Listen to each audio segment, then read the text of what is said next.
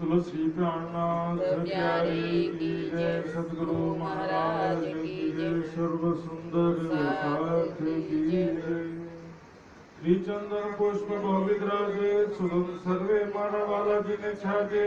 श्री पिया जी ना पूजन विद कीजिए, श्री राज श्यामा जी ना पूजन विद कीजिए। फेर मूल स्वरूप चित्त में लीजिए, जो कोई वासना इन घर मूल स्वरूप से न काढ़े नजर, नहीं कोई सुख इन समान। अंगना तो कोटि बेर कुर्बान, अंगना तो कोटि बेर कुर्बान। श्री प्राणनाथ प्यारे की जय।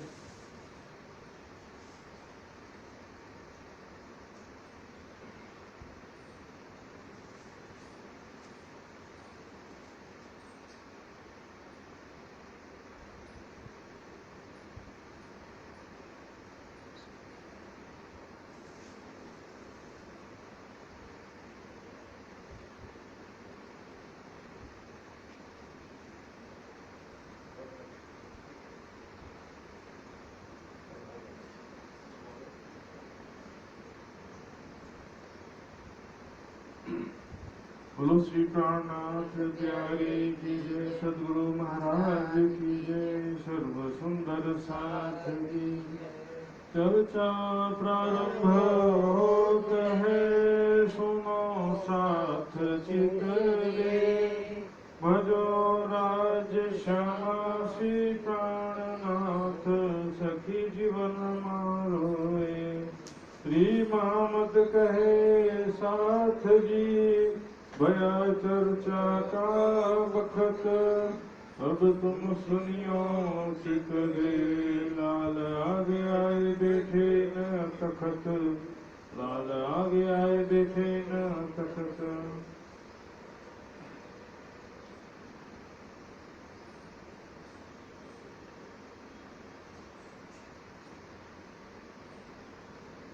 सठ दर्शन बोले तबे, प्राचीन हम मत।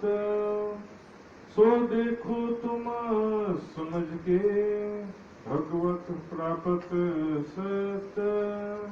भगवत प्रापत सत। सत दर्शन बोले तबे।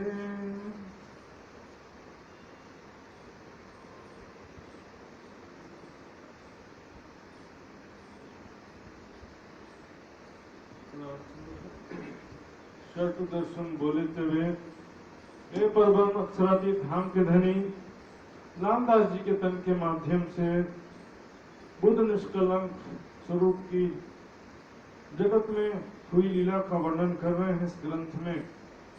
किस प्रकार विक्रम संवत 1735 में वे बुद्ध निष्कलंक स्वरूप हरिद्वार कुंभ मेले में जाहिर होने के लिए जाते हैं। वहां पर क्रमशः सभी धर्माचार्यों से ज्ञान वार्ता होती है।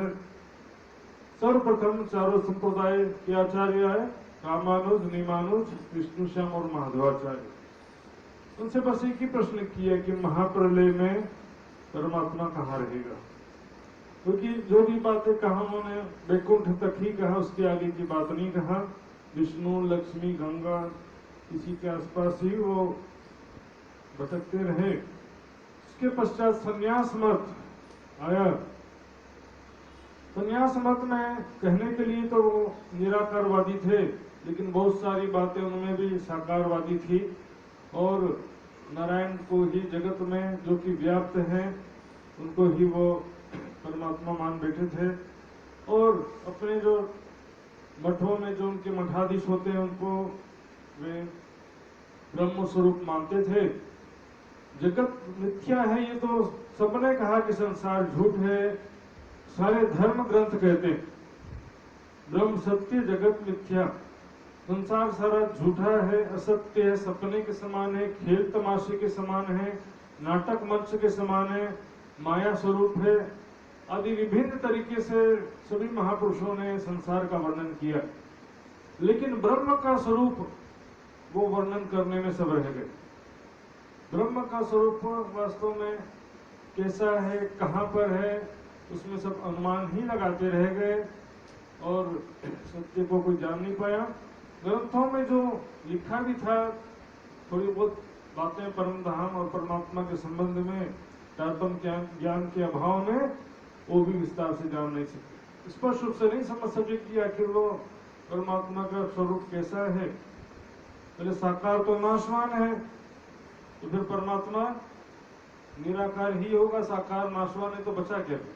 लेकिन शंकराचार्य जी ने स्पष्ट रूप से कहा है साकारस्य विनाशो अस्ति, साकार जो नाशवान है इसलिए परमात्मा नहीं हो सकता। निराकारस्य शून्यत्व, निराकार शून्य है इसलिए वो भी परमात्मा नहीं हो सकता। चा वस्तुत्वाद उभय पक्ष विभिन्नम वस्तु ज्ञानम मोक्ष, ये दोनों से भिन्न एक तीसरी वस्तु है, उसे जानने से ही मोक्ष प्राप्त होता है। उस परमात्मा को ही जानने से जो साकार निराकार से परे शुद्ध साकार स्वरूप है। और प्राणनाथ जी सर्वप्रथम सभी आचार्यों से उनके धर्म के विषय में परिचय प्राप्त कर रहे हैं और उनसे संशय का समाधान पूछ रहे हैं। तब तीसरे नंबर पर आते हैं षट दर्शन के आचार्य, 6 दर्शन। वेदों के पश्चात अगला नंबर आता 6 दर्शन, क्योंकि मूल ग्रंथ है जो सृष्टि के प्रारंभ में आए संसार में 4 वेद। तो 4 वेद जो थे वो मंत्र इतने क्लिष्ट हैं, उनमें बहुत सारे विद्वान हो गए संसार में और उनका मंथन करके सबने अलग अलग विचारधाराएं रखा। तो उसमें से 6 दर्शन का मतलब है 6 विचारधाराएं, जो कि 4 वेदों का मंथन करके स्वाध्याय करके चिंतन और ध्यान करके जो निष्कर्ष निकाला ऋषि मुनियों ने, तो उसको 6 दर्शन, 6 प्रकार के विचारधाराएं। इसमें किसी प्रकार के देवी देवता का नाम नहीं आएगा, ये सारी बातें सिद्धांतिक, क्योंकि ये वैदिक मत है, वेदों का सार है और वेदों का सार में भी मतभेद होना संसार का स्वभाव है। मुंडे मुंडे मति भिन्ने, क्योंकि अनुमान जहां लगाया जाता है तो उसमें कुछ ना कुछ कमी रह जाती है। मैंने बताया था 4 अंधे और हाथी का दृष्टांत। एक ने सूंड को हाथ लगाया तो क्या कहा, हाथी सांप जैसा होता है। दूसरे ने पैर को स्पर्श किया, बोले खंबे जैसा होता है हाथी। तीसरे ने उसके पीठ को स्पर्श किया तो उसने कहा हाथी दीवार जैसा होता है। चौथे ने उसके पूंछ को स्पर्श किया तो उसने क्या कहा कि हाथी रस्सी जैसा होता है। तो ये इसी तरह से 6 दर्शन, सिद्धांतिक बातें कुछ सही भी हैं और कुछ अनुमानित भी हैं।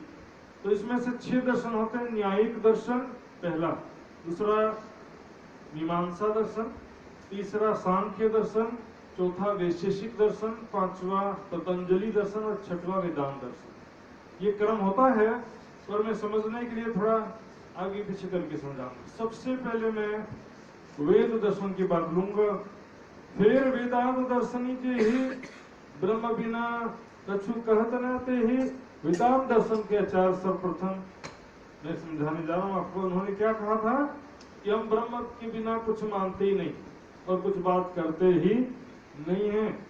माया को अनादि पुनि कही, माया भी अनादि कहा, लेकिन माया का अस्तित्व नहीं मानते। जिससे ब्रह्म अनादि है तो ये माया भी जो भ्रम हो रहा है, भ्रम वो भी अनादिकाल से हो रहा है। जैसे कि मैं जब से पैदा हुआ तभी से सपना देख रहा हूँ कि नहीं देख रहा हूँ, जब से मैं हूं तब से सपना देख रहा हूँ। इसी तरह से ब्रह्म सत्य है, जगत मिथ्या है, संसार सारा स्वप्नवत है। ब्रह्म सत्य है, लेकिन वो भी कौन है, जो हमारे अंदर है, कण कण में। पिंडे सो ब्रह्मांडे, जो पिंड के अंदर चेतना है और कण कण में, तो कण कण में जो व्याप्त ब्रह्म सत्ता है और जीव चेतना भी उसी ब्रह्म सत्ता का रूप है। दोनों ही माया के स्वरूप कहे गए। वाणी में राजनाथ जी ने क्या कहा, छल को छलना लागी ओ लहरी ओ जल। माया के जीव माया के स्वरूप होते, तो माया के जीव को माया कहां से लगी? माया के जीवों को माया नहीं लग सकती, क्योंकि वो खुद ही माया के स्वरूप है। फिर क्या कहा, ये दुनिया नहीं बावरी। पहले तो क्या कहा, ये दुनिया देव हो दुनिया बावरी। फिर क्या कहा, ये दुनिया नहीं बावरी, ये रचियो माया ख्याल। ये माया का ख्याल एकमात्र दृश्य प्रपंच जैसा है। तो ख्याल एक प्रतिबिंब, तो प्रतिबिंब पकड़ियो ना जाए, प्रतिबिंब को पकड़ा नहीं जा सकता, चित्र को बदला नहीं जा सकता है। अब कितना भी जोर लगा लो या को कोटि बेर प्रबोधिए तो भी गले नहीं, पत्थर ऐसा कह दिया। तो जो जीव है और उपन कर्ण में ब्रह्म सत्ता है, दोनों ही माया के स्वरूप है, ब्रह्म सत्ता के रूप है।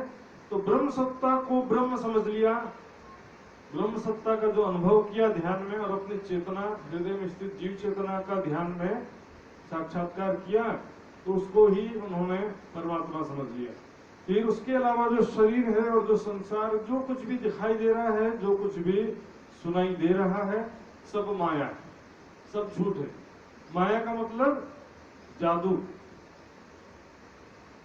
तो इसमें कण कण में ब्रह्म सत्ता है, इसलिए सभी ब्रह्म भी है, सर्वम खल्वम इदम ब्रह्म। और सब दृश्यमान वस्तुएं सारी असत्य हैं, इसलिए सारी माया भी। तो जिस प्रकार सीप में चांदी का भ्रम होता है और रस्सी में सांप का भ्रम होता है, उसी प्रकार यहाँ पर माया में, ब्रह्म में माया का भ्रम हो गया। लेकिन ये विचार नहीं करते कि भाई ब्रह्म को भी कभी भ्रम हो सकता है क्या। ध्यान से चुपाई के हिसाब से चलेंगे। माया को अनादि पुनि कहे, माया को अनादि काल अनादि कहते हैं। और माया सदा ब्रह्म मध्य है, माया हमेशा ब्रह्म के अंदर ही है, माया ब्रह्म से परे, मतलब दोनों एक साथ ही है।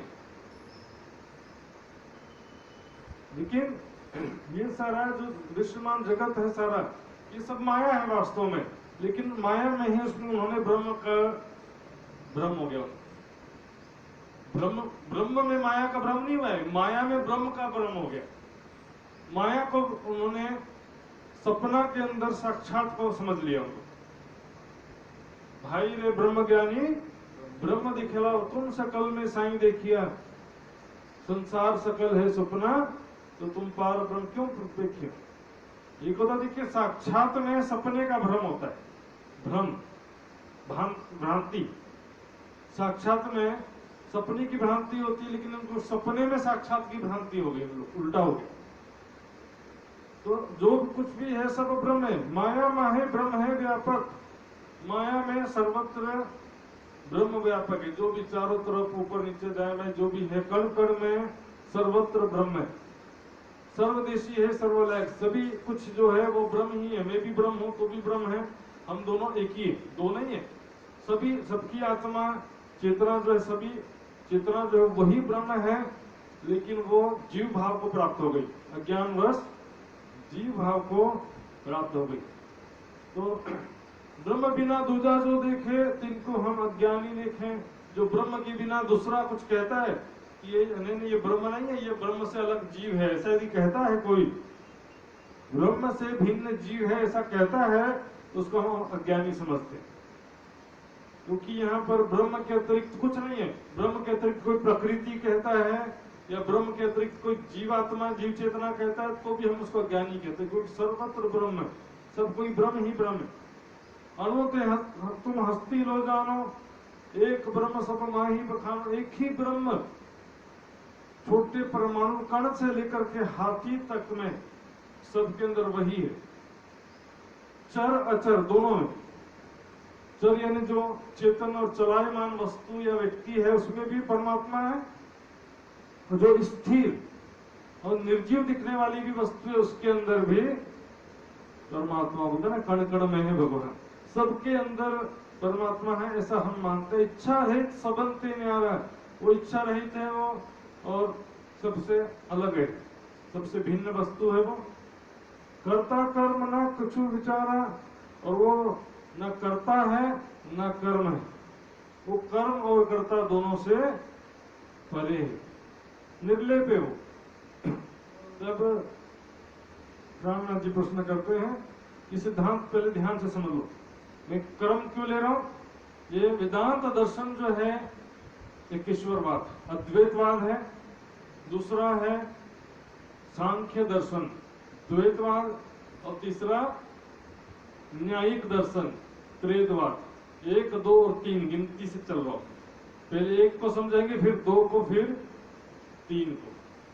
तो इसमें क्या है कि माया जो है, संसार माया है, मिथ्या है, ये बात तो सही है। स्वप्नवत है, खेल तमाशे के समान है, नाटक के समान है, आदि बहुत सारी बातें सबने कहा। वाणी में भी इसका पुष्टि किया, जैसे कि मैंने 2-3 चौपाई बताया आपको। छल को छल न लागे वो लेहरी वो जल, और भी कुछ चौपाइयां आती हैं। वेदे नाम धरे खेल के पूत बंझा सिंह शशक।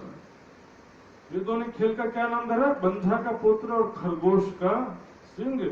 आकाश फूल इनको कहिया, आकाश के फूल के समान इसका अस्तित्व है। एक जरा न रखी रंचक, एक जरा भी इसका अस्तित्व नहीं।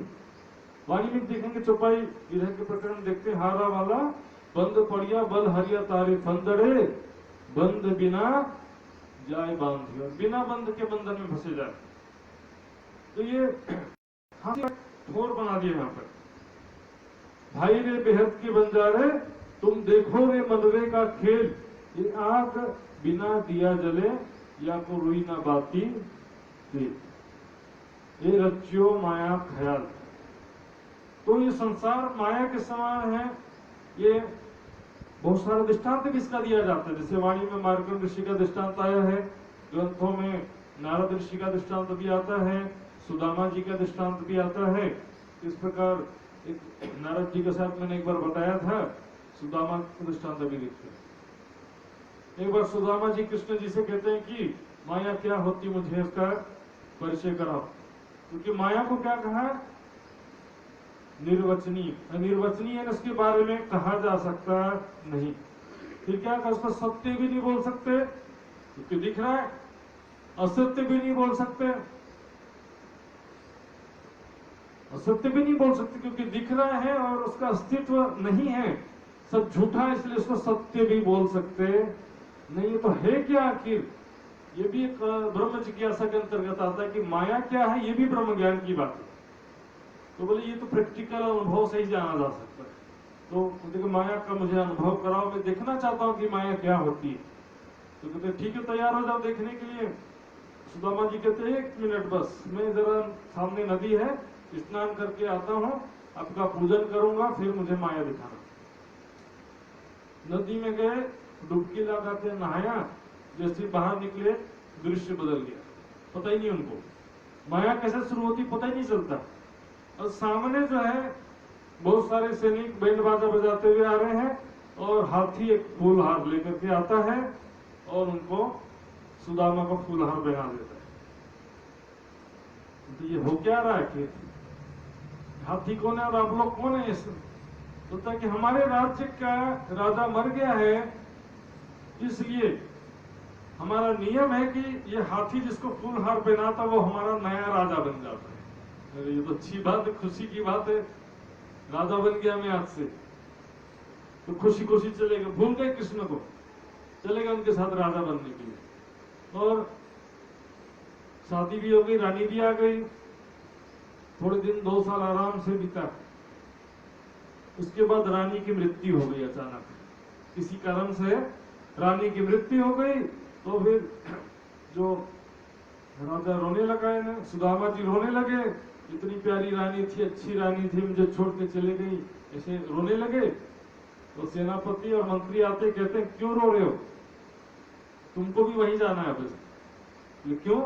हमारे राज्य का नियम है, राजा मरता तो रानी को भी मरना पड़ता, रानी मरती है तो राजा को भी मरना पड़ता है। अब उसके लिए रो रहा था, अब अपने लिए रोना शुरू। पहले किसके लिए रोना था? रानी के लिए। मतलब मुझे भी मार दो, बोले मेरे ऊपर तुम्हारा नियम नहीं चलेगा। बोले उसी नियम से तो तुम राजा बने हो, क्यों नहीं चलेगा नियम? तो ठीक है, अब मार नहीं है तो ऐसा करो, मैं जरा नहा के आऊंगा और ध्यान में बैठूंगा, तब ध्यान करते समय मार देना मुझे। तो वो रोते रोते दुखी मन से आए, नदी में डुबकी लगाया और जैसे बाहर निकले फिर से दृश्य बदल गया। सामने कहते हैं कृष्ण जी ना, सुदामा क्यों रो रहे हो? अरे प्रभु, वो सब कहाँ चला गया सारा? सब दृश्य बदल गया। तो ये है माया। 1 सेकंड में पूरा दुनिया देख लिया। जो नींद में देखिए सुपन, कई लाखों वजूद देखा है। लेकिन दूसरा मतलब ब्रह्म कौन है ये नहीं पता चलता है। जो कण कण में ब्रह्म सत्ता और सबके अंदर में जीव चेतना है, उसको ही सबने ब्रह्म समझ लिया, जबकि वो है ब्रह्म सत्ता का रूप। तो अब कान्हा जी उनसे प्रश्न करते हैं, जो तुम सर्वत्र ब्रह्म कहियो, तब तो अज्ञान कछुए है ना ही। यदि आप कहते हो कि सबके अंदर ब्रह्म है, मेरे अंदर भी ब्रह्म है, आपके अंदर भी ब्रह्म है, तो ब्रह्म को तो क्या कहा गया? प्रकृष्ट ज्ञान स्वरूप, प्रज्ञानम ब्रह्म। तो फिर तो ज्ञान कछुए ना ही, अज्ञान नहीं होना चाहिए जरा सा भी किसी के अंदर। यदि मैं भी ब्रह्म हूं, आप भी ब्रह्म हो, तो ज्ञान कछुए ना ही। तो खट शास्त्र भय काहे को मोहे इसलिए आवत मन माहे। तो खट शास्त्र का के लिए रचना किया गया, किसके लिए किया गया? एक जो कथा करने वाला ब्रह्म वो ज्ञानवान है, और सुनने वाला ब्रह्म वो अज्ञानी है। उसमें उनका भ्रम रहता कि ब्रह्म को भ्रम हो गया, ब्रह्म में अज्ञान आने से जीव भाव को प्राप्त हो गया, ऐसा कहते। लेकिन सीप में चांदी का भ्रम एक तीसरे व्यक्ति को होता है, खुद में खुद का भ्रम नहीं होता पहली बार। और यदि सपना का दृष्टांत देंगे कि खुद में भ्रम होता है सपने में, खुद को खुद में से ही भ्रम होता है ना सपने में। लेकिन सपना जो है साक्षात है तभी तो सपना है। यदि साक्षात जगत ना हो तो सपना कहां से दिखाई देगा? पेड़ नहीं हो तो छाया कैसे बनेगा? निराकार से निराकार ही उत्पन्न होता है और साकार से साकार। तो सारा संसार जो है वो साकार जगत है, भले नकली है, नश्वर है, 5 तत्व का है, लेकिन जो साकार शुद्ध साकार परमात्मा है तभी तो ये संसार जो है बना है। निराकार सब माही विराजे, इच्छा रहित सदा छद छाजे। यदि आप कहते हो कि सबके अंदर विराजमान है, कण कण में विराजमान है, लेकिन भ्रम हो जाता है। जैसे रस्सी में सांप का भ्रम हो जाता है, अंधेरे में देखेंगे रस्सी पड़ी है, लगेगा कि सांप कहीं बैठा तो नहीं, सांप काटना लेकर डर जाते हैं। लेकिन ज्ञान होने पर क्या होता? रस्सी रहता, सांप तो था नहीं। उसी प्रकार संसार को देखने से डर लगता है कि यहाँ पर बुढ़ापा है, बीमारी है, मृत्यु है, दुख है, मिलना है, बिछड़ना है, भोग है, रोग है, सब ऐसा लगता है। लेकिन ज्ञान होने पर सर्वत्र ब्रह्म हो जाता, मैं भी ब्रह्म, तुम भी ब्रह्म, सब ब्रह्म ही ब्रह्म। लेकिन साकार जगत जब नष्ट हो जाएगा, सांप साकार है, लेकिन साकार रस्सी से तो साकार सांप का भ्रम हुआ ना। सांप का भ्रम दूर हुआ तो रस्सी बचा कि नहीं बचा? तो माया का भ्रम दूर होगा तो फिर क्या बचेगा? फिर कैसे निराकार हो जाएगा? बिना साकार से सपना नहीं हो सकता, साक्षात के बिना सपना नहीं हो सकता, पेड़ के बिना छाया हो सकता नहीं है। घट दृष्टा घटादि भिन्न सर्वथा न घटो। घड़े को बनाने वाला कुम्हार घड़े के अंदर होता है, नहीं होता है, बाहर होता है। घड़े के अंदर होगा तो फिर वो घड़े को बनाएगा कैसे? घड़े के अंदर उसकी कारीगरी होती। दूध में घी तो होता है, लेकिन दूध में वो गाय नहीं होती जिसने दूध दिया। तिल में तेल होता है, वही है ब्रह्म सत्ता। लेकिन तिल को उगाने वाला किसान तिल के अंदर नहीं होता, तिल के बाहर है। यदि परमात्मा भी अंदर आ जाएगा तो फिर आगे प्रश्न करेंगे, प्रलय मध्य स्थान कहाँ? प्रलय में फिर कहाँ स्थान रहेगा? कहाँ परमात्मा का स्वरूप रहेगा? ब्रह्म विषय माया कछु नहीं, 3 काल रहित नहीं था। ब्रह्म के अंदर माया तीनों काल में भी नहीं है, ऐसा वो भी कहते हैं कि ब्रह्म से भिन्न है माया, लेकिन वो झूठी है, इसलिए उसको अनादि तत्वों में अखंड अनादि तत्व नहीं गिनते। एकमात्र परमात्मा ही शाश्वत अखंड विनाशी कहा जाता है। होत जगत कौन ते ही मेटो आशंका तुम अबते ही।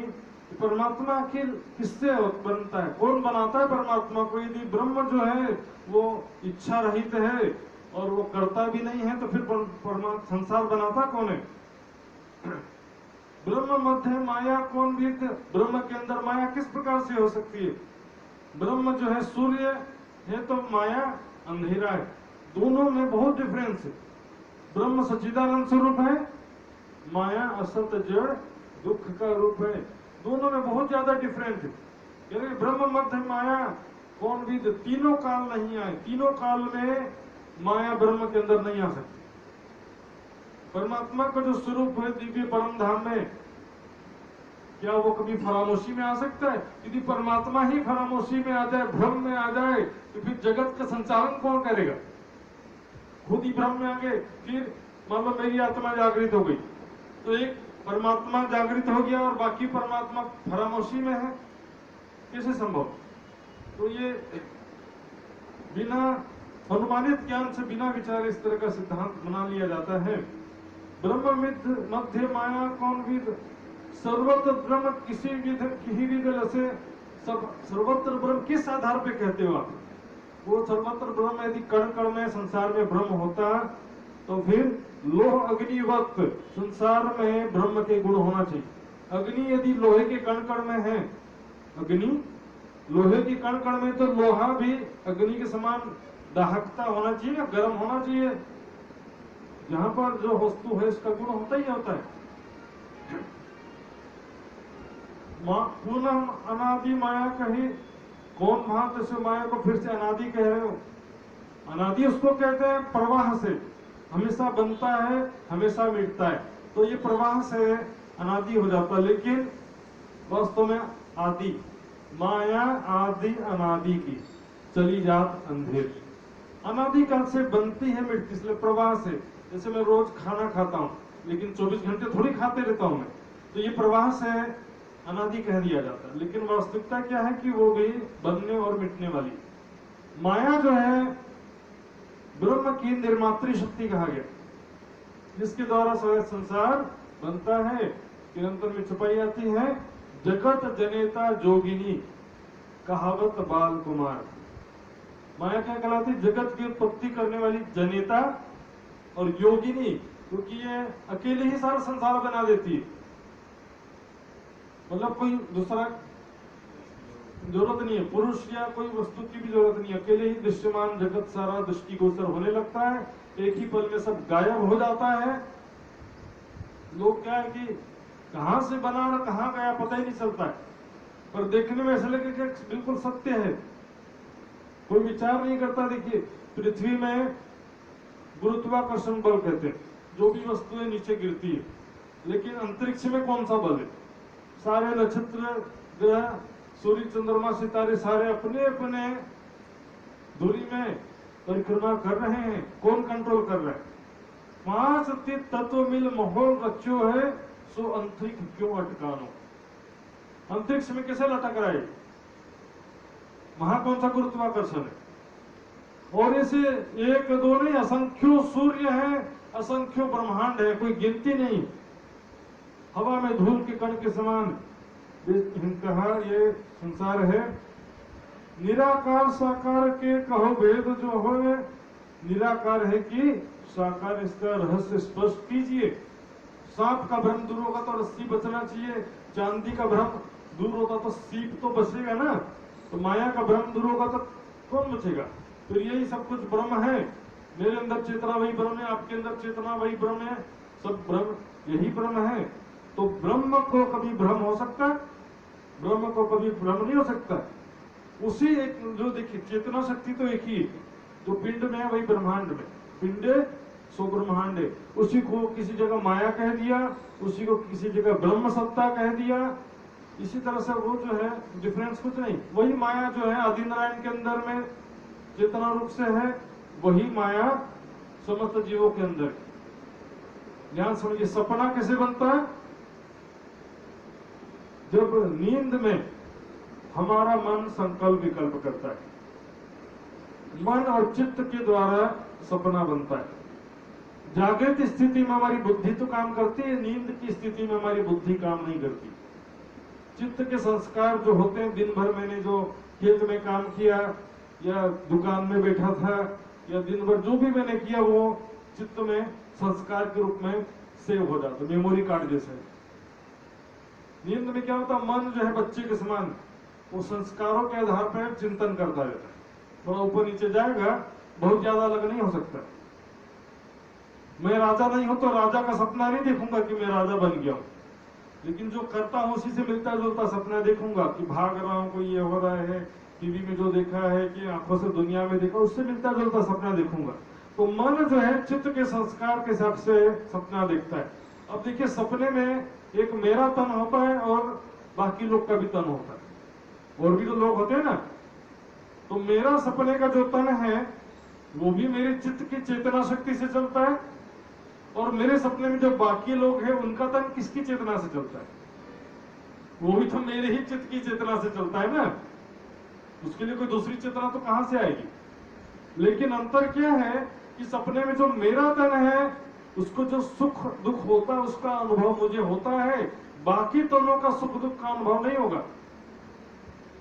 बाकी लोग मान रहे हैं कि भाग रहे हैं, उससे फर्क नहीं पड़ेगा। सपने में जो मेरा तन है उसमें मेरे मन की सुरता विशेष रूप से जुड़ी रहती है। उसी प्रकार संसार में, अब देखो, संसार में आदि नारायण के अंदर अव्याकृत जो अक्षर का मन स्वरूप कहलाता है उसकी सुरता विशेष रूप से रहती है, लेकिन सबलिक से जो सुमंगला शक्ति चित्त की चेतना है, अक्षर की चित्त की चेतना, वो आदि नारायण के अंदर भी वही है, वही समस्त जीवों के अंदर है, वही कण कण में, सपने के कण कण में जो कुछ चल रहा है वो एक ही चित्त की चेतना शक्ति होती है, दो तीन जगह से चेतना शक्ति नहीं आती।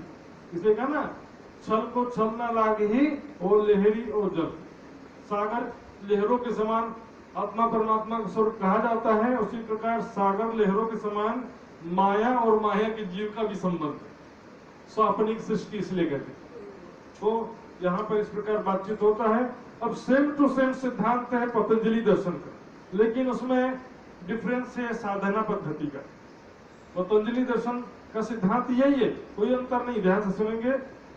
तब बोले पतंजलि ज्ञानी व्यापक ब्रह्म सकल मध्य जानी, सबके अंदर हम ब्रह्म मानते, व्यापक सकल मध्य सबके अंदर है, और यही भवन ब्रह्म को लेखो, व्यापक थी तुम देखो। यही जो शरीर है यही ब्रह्म का घर है, अंदर जो चेतना वही ब्रह्म है, व्यापक थी तुम देखो, यहीं पर वो शरीर में व्यापक है। शरीर के अंदर पिंड में परमात्मा जो हृदय चक्र कहते हैं वहां पर जीव चेतना का वास होता है, हार्ट में ऐसा मानते हैं। ध्यान में हृदय चक्र में ध्यान करते हैं, वहीं पर जीव चेतना का साक्षात्कार होता है। तो वहां पर दर्शन कैसे करते हैं, देखिए, पिंड माही 8 अंग लेके खोज कीजिए जब चित्त दे के, शरीर के अंदर योग के 8 अंगों के द्वारा यम नियम आसन प्राणायाम प्रत्याहार धारणा ध्यान समाधि, इन 8 अंगों की सहायता से जब हम शरीर के अंदर ही ध्यान करते हैं, खोज करते हैं। खोज करने का मतलब क्या है, अब इधर सहस्त्रार चक्र में ध्यान किए, आज्ञा चक्र में ध्यान किए, कंठकूप में, हृदय चक्र में, मणिपूरक चक्र में, मूलाधार चक्र में, जो 7 चक्र होते हैं इस प्रकार, तो उसमें से ध्यान करते हैं, सबका अलग अलग प्रकार का अनुभव होता है। कहीं अनाहत ध्वनि सुनाई देगी, कहीं पर आपको ज्योति का दर्शन होगा, तेजोमय प्रकाश का दर्शन होगा। नाड़ी चक्र शोधिए जब ही, अब नहीं, हठ योग के द्वारा नाड़ी चक्र शोधन, नाड़ी शोधन प्राणायाम सुना होगा। इसके अलावा से हठ योग की क्रियाएं होती है। हठ योग यानी जबरदस्ती नहीं, देखिए शरीर के शुद्धिकरण का प्रोसेस होता है। नेति, नाक में जल नेति एक होता है, पानी डाल के एक नाक से डालते हैं, दूसरे नाक से पानी निकालते हैं, तो नाक का शुद्धिकरण। दूसरा सूत्र नेति, सूती कपड़े का रस्सी जैसा होता है, उसको नाक से डालते हैं, मुंह से निकालते हैं, खींचते हैं, तो नाक में और यहाँ से जो यहाँ पर और सिर पर पूरा नाक के आगे में कफ जमा रहता है, तो वो निकल जाता है पूरा, धीरे धीरे करके पूरा कफ निकल जाता है। ये नाड़ी शोधन की प्रक्रिया है। जैसे पेट में कफ है तो उसके लिए वस्त्र धोती, 2 उंगली का चौड़ा कपड़ा रहता है, 5 मीटर 4 मीटर 2 मीटर कितना रहता है वो, उसको क्या करते हैं, एकदम मखमल जैसा कपड़ा होता है, उसको पानी की सहायता से मुंह में डालते जाते हैं, डालेंगे पूरा पेट में डाल देंगे, पूरा 2-3 मीटर, वो पेट को गोल गोल घुमाएंगे, तो पेट में जो कचरा होता है ना, एसिडिटी, कफ, और वो सब क्या कपड़े में घुस जाएगा, सोख लेगा, कपड़ा उसको एब्जॉर्ब कर लेगा। नली भी तो पतली होती है ना, इसलिए कपड़ा भी पतला, लंबाई ज्यादा होती है, चौड़ाई 2 उंगल की होती है बस। फिर जब हो जाए तो उसको धीरे धीरे खींचना है, ज्यादा जोर से खींचेगा तो अंतड़ियां लेकर बाहर आ जाएगा, बहुत रिस्की है ये सब। क्या है, हटियोग है, लेकिन योग की गुरु के मार्गदर्शन में करना पड़ता है। तो कफ निकल जाता तो शुद्धिकरण तो हुआ ना, शरीर का शुद्धिकरण के तरीके हैं। बस्ती एनीमा के द्वारा जो है बड़ी आंत की सफाई करते हैं। इसी तरह से नौली क्रिया है, जब पेट को नौली बना के बाबा रामदेव जी घुमाते हैं ना से गोल गोल चक्री, उसे क्या पेट के अंतड़ियों का एकदम सफाई हो जाता है। लेकिन का पेट ऐसा बर्तन है, और बाहर थाली वाला बर्तन दिखते ना, उसमें तेल चिकनाई सब रहता है, उसको इतना साबुन लगाते तब साफ होता है वो। और यहाँ तो साबुन लगा भी नहीं सकते, और दिखता भी नहीं कि हाथ डाल के साबुन लगा देने से। तो यहाँ क्या कि इसका साबुन है, त्रिफला चूर्ण इसका साबुन है, हरदे चूर्ण इसका साबुन है, उसको खाओ और पेट गोल गोल घुमा, जैसे बोतल को खंगालते ना से, तो उसमें धीरे अब पुराने कचरे इतने जम गए हैं। तो इसमें क्या उनका मंथन के मन जो है एक जड़ वस्तु है। जब शरीर में 70,000 नाड़ियां हैं, और वो 70,000 नाड़ियां जब शुद्ध हो जाएंगी, उसमें से कफ, वात, पित्त, कफ का दोष पूरी तरह से समाप्त हो जाएगा, तो मन अपने आप शांत हो जाएगा, एकाग्र चित्त हो जाएगा, और आपको अपने हृदय में, चित्त में जो चेतना है उसका साक्षात्कार तुरंत हो जाएगा। ये फिजिकल प्रोसेस हो गया सर। इसमें आपको केवल फिजिकल मेहनत करना है, और जो कुछ रहने की बातें हैं योग, अष्टांग योग में, वो तो सभी जगह कॉमन है। अब किसी का भी ध्यान करो वो तो करना ही पड़ता है। यम में क्या होता है, अहिंसा, ब्रह्मचर्य, अस्ते, चोरी नहीं करना, सत्य आचरण करना, अपरिग्रह, जरूरत से ज्यादा धन इकट्ठा न करना। उसी तरह से नियम में होता है शौच, पवित्रता से रहना, संतोष, संतुष्टि रहना, स्वाध्याय, तप, स्वाध्याय, और ईश्वर प्रणिधान, यानी परमात्मा के प्रति समर्पण का भाव। तो ये सब चीजें। उसके बाद आसन सिद्धि के लिए अभ्यास करना, और शारीरिक स्वास्थ्य के भी आसन आते हैं। उसमें प्राणायाम से अंदर की भी शुद्धि होती है, और मानसिक एकाग्रता और ध्यान में भी सहायता मिलता है। प्रत्याहार यानी कि प्रति आहार, इंद्रियों को जो आहार मांगते हैं वो नहीं देना। जिभ्या मांगेगा स्वादिष्ट भोजन तो उसको नहीं देना। बच्चे तो मांगते रहते हैं, तो क्या बच्चों को सारी इच्छा पूरी कर देते हैं? जैसे बच्चे समझो तो क्या अज्ञानता में मांगते हैं ना, ज्ञान हो जाएगा, आत्मबल होगा तो नहीं मांगेगा। इस तरह से जब करते हैं तो फिर मिले ब्रह्म आप में, तो नहीं अपने अंदर ही ब्रह्म का दर्शन हो जाता है। क्या जीव चेतना का जो साक्षात्कार होता है उसी को वो ब्रह्म समझ लेते। दोनों में देखिए, वेदांत दर्शन में इसमें ज्यादा अंतर नहीं, सिद्धांत का तो एक ही है, लेकिन वो क्रिया का अंतर है। जिसमें पतंजल बोलते हैं ना, पतंजलि का सारा प्रोडक्ट, तो पतंजलि ऋषि का नाम था जिन्होंने योग दर्शन की रचना की थी। 8 अंग योग के जो ही नाम कहा, तो इनके 8 अंग जो योग के उसका नाम बताया गया है। ज्योति रूप तुम ब्रह्म को मानो, कारण बीच जगत को जानो। ब्रह्म का स्वरूप क्या? ज्योति स्वरूप है। अब ज्योति स्वरूप क्या होता है? अंदर जीव चेतना, कण कण में ब्रह्म सत्ता, वो उसको ध्यान में जब देखा जाता है तो ज्योति स्वरूप में दिखाई देता है। ये जो है जगत का कारण रूप, वही परमात्मा से जगत बना है, ऐसा कहने का मतलब। तो बाकी तो संसार सारा झूठा है, सभी कहेंगे असत्य है। श्री जी पूछो प्रश्न विवेक, श्री जी ने फिर प्रश्न किया उनसे, ब्रह्म सच्चिदानंद स्वरूप, जगत असत जड़ दुख को रूप। ब्रह्म यदि संसार बनाता है तो जगत असत जड़ दुख का रूप कैसे है? कि सत से जो बनेगा वो सत ही बनेगा। ये बात देखिए दूसरी तरफ से भी लिया जाता है। ये लोग बोलेंगे आखिर माया बनाया किसने? ब्रह्म की तो माया है, तो फिर ब्रह्म के समान थोड़ी हो जाता है। माया यदि जगत संसार परमात्मा ने बनाया है तो परमात्मा का अंश नहीं होता ही, क्योंकि स्वप्नवत बनाया है, साक्षात रूप से नहीं बनाया। साक्षात रूप से मैं कोई वस्तु बनाऊंगा तो उसमें 5 तत्व का मैं हूं तो 5 तत्व की वस्तु बना सकता हूं, लेकिन सपना जो मैं देख रहा हूं वो कौन से तत्व का होता है? सपना किसी तत्व का होता है? सपना जो है वो दिखता जरूर है, लेकिन वो उसका अस्तित्व रहित ही माना जाता है हमेशा। ख्याली पुलाव, तो ख्याली पुलाव जो है उससे पेट कभी भरेगा? कभी पेट भरने वाला नहीं है। तो उसी प्रकार ये माया जो है अस्तित्व रहित कहा गया, इसको असत्य कहा गया, झूठा कहा गया है।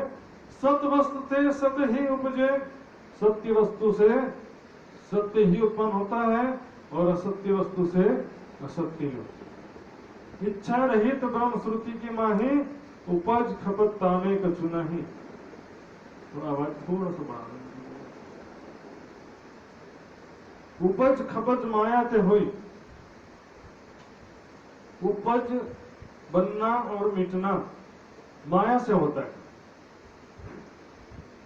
ब्रह्म में बनने मिटने की प्रक्रिया नहीं होती।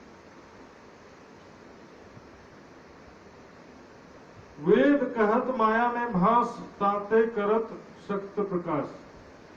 माया में भास है, जैसे वृक्ष की छाया होती है उस प्रकार। माया में ब्रह्म का मूल स्वरूप नहीं है, माया में ब्रह्म का भास है। भास, भास कैसे कहते हैं देखिए, ये काली किन पाई नहीं, सब छाया में रहे और जाए, गम छाया की भी ना पड़ी तो पेड़ पार क्यों लखाए। छाया है, छाया में क्या होता है डिफरेंस देखिए, प्रतिबिंब उसी रंग का होता है लेकिन छाया हमेशा काली होती है। आप सफेद रंग का कपड़ा पहने हैं तो भी काली छाया बनेगी, आप कोई लाल रंग का कपड़ा पहने हैं तो भी आपकी छाया काली ही बनेगी। ये भास है इसमें।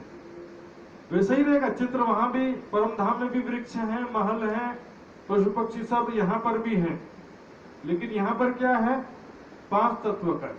वहां पर नूरमय है सारा, जैसे मिट्टी का घड़ा, सोने का घड़ा, दोनों का आकार एक ही होता है कि नहीं? दोनों का आकार एक ही होता है, लेकिन ये मिट्टी का है। डिफरेंस किसका है? मटेरियल का अंतर है। ये साकार है, वो भी साकार है, लेकिन वो है शुद्ध साकार। परमात्मा का स्वरूप के साथ दिव्य साकार स्वरूप है। गिरना सूरज भेद न आए, माया ब्रह्म बीच बहु भाई। गिरना, सूर्य और किरणों में कोई अंतर होता नहीं, एक ही जैसा गुण होता दोनों का, लेकिन ब्रह्म और माया के बीच में बहुत ज्यादा अंतर होता है। दोनों परस्पर प्रतिवादी, दो एक पात्र मध्य रहे ना, तो एक साथ दोनों हो सकते नहीं। सूर्य के समक्ष अंधेरा नहीं रह सकता, सूर्य आएगा तो अंधेरा अपने आप खत्म हो जाता है। ये सारा संसार जो दिख रहा है सब माया ही माया है। इस प्रकार ये 2 दर्शन था, वेदांत दर्शन और पतंजलि दर्शन। दोनों का सिद्धांत लगभग मिलता था, लेकिन बस इसमें जो यौगिक क्रियाएं हैं वो स्पेशल थे पतंजलि दर्शन में। तो ये हो गया अद्वैतवाद। अब आते हैं द्वैतवाद। पतंजलि दर्शन के बाद आते हैं वैशेषिक दर्शन,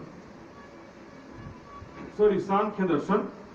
सांख्य दर्शन और उसके बाद न्यायिक दर्शन देखेंगे, फिर बाद में मीमांसा और वैशेषिक दर्शन बाद में देखेंगे। तो सांख्य दर्शन में अब क्या मान्यता है?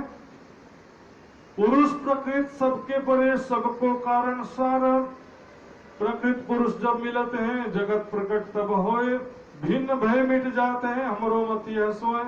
प्रकृति और पुरुष जब मिलते हैं तो जगत बनता है, और दोनों अलग होते हैं तो जगत लय हो जाता है।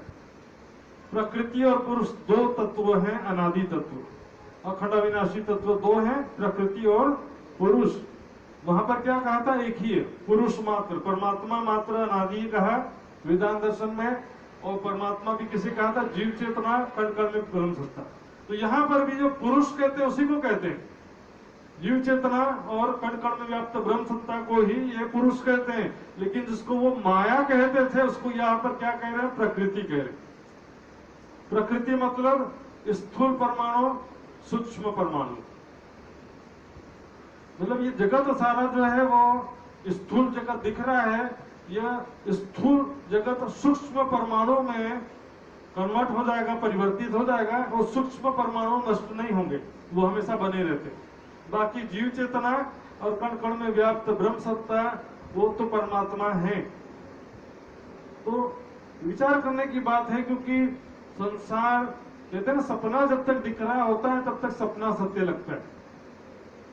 तो ये सपना किसी परमाणु से बनता है, या ख्यालों में हम खोए रहते तो कोई परमाणु से बनता है, या पर्दे पर जो प्रोजेक्टर से दृश्य चल रहा है, पिक्चर वगैरह, वो किसी परमाणु से चल रहा है। और यहाँ संसार को जो लोग सत्य सिद्ध करना चाहते हैं या सत्य रूप से परिभाषित करना चाहते हैं, और जिनको दृश्यमान जगत सत्य लग रहा है, तो इस तरह की परिभाषा आती है। वाणी में जो क्या कहा, ये भरम की बाजी रची रामत बहुविधे संसार, ये जो नैन देखे श्रवण सुने सब मूल बिना विस्तार। यानी कि प्रकृति पुरुष जब मिलते हैं, क्या करें, ध्यान से सोचिए, पुरुष किसको कहा, जीव चेतना को, प्रकृति जो है परमाणु है। जीव चेतना शक्ति और परमाणु जब मिलते हैं तो जगत बनता है। चेतना शक्ति परमाणु से अलग हो जाता है तो जगत का लय हो जाता है। नाश नहीं होता, लय का मतलब कन्वर्ट हो जाता है, सूक्ष्म परमाणु में ये बदल जाता है। फिर ऐसे दिखाई नहीं देता इस तरह से। लय होना मतलब क्या है कि कन्वर्ट होना, नाश होना और लय होने में डिफरेंस हो जाता है। सपना नाश हो गया ऐसा नहीं बोलते हैं, सपना क्या हो गया, मन से पैदा हुआ तो मन में वापस लीन हो गया, मन में लय हो गया उसका। तो पुरुष और प्रकृति देखिए, ये कण जो कुछ दिखाई दे रहा है वो परमाणु को भी अखंड तत्व मान लिया उन्होंने। जबकि अथर्ववेद का मंत्र है, न असत आसित न सत आसित तदानी, उस समय न असत्य था न सत्य था, न असित रज है न व्योम, न उस समय परमाणु कण थे। रज यानी परमाणु कण भी नहीं थे, व्योम यानी आकाश भी नहीं था उस समय। सृष्टि से पहले सत नहीं था, असत्य भी नहीं था, अंतरिक्ष भी नहीं था, आकाश भी नहीं, तो परमाणु भी जब नहीं थे तो कहां से होगा। पर्दे में प्रोजेक्टर से दृश्य बन रहा है, और वो दृश्य को बोलेंगे, सपने के अंदर सपना सच लगता है तो उसको क्या बोलेंगे, परमाणु बोलेंगे। लेकिन परम धाम के दृष्टिकोण से ये संसार क्या है, सारा सपना है। पुरुष प्रकृति कहत हो जगत भयो सब ए है, सूरज दृष्टि तिमिर रहे यही बड़ा संदेह बने। सूर्य की दृष्टि में अंधेरा कैसे रह सकता है। माया ब्रह्म जहां पर है, क्योंकि उन्होंने क्या किया, पुरुष जीव चेतना और कण कण में व्याप्त ब्रह्म सत्ता को ही परमात्मा इन्होंने भी, सबने, चाहे न्यायिक दर्शन है, पहला चीज तो तीनों में कॉमन है। वेदांत दर्शनी भी जीव चेतना और कण कण में व्याप्त ब्रह्म सत्ता को परमात्मा मानते थे। पतंजलि भी जीव चेतना को परमात्मा मानते हैं। पतंजलि सांख्य दर्शन वाले भी जो पुरुष कहते हैं, जीव चेतना को ही कहते हैं, और न्यायिक दर्शन भी उसी को ही कहते हैं। लेकिन बाकी के दो चीज डिफरेंस हो जाता है। तो यहां से प्रकृति बस एक नया चीज लिया है, जो माया है उसको प्रकृति कर दिया, परमाणु कर दिया। लेकिन मैंने दिखाया दृष्टांत आपको, सुदामा का दृष्टांत कहां गया, जब सपना खत्म हुआ तो वो माया का दृश्य कहां गया। मारकंड का दृष्टांत भी देखेंगे, जैसे माया खत्म किया, धोबी चारों बच्चे सब कहां गए, वो साधु कहां गया, जो नारायण भगवान साधु बन के आए थे वो भी गायब, सब गायब। क्योंकि सूक्ष्म परमाणु के रूप में रहा कौन और कहां रहा।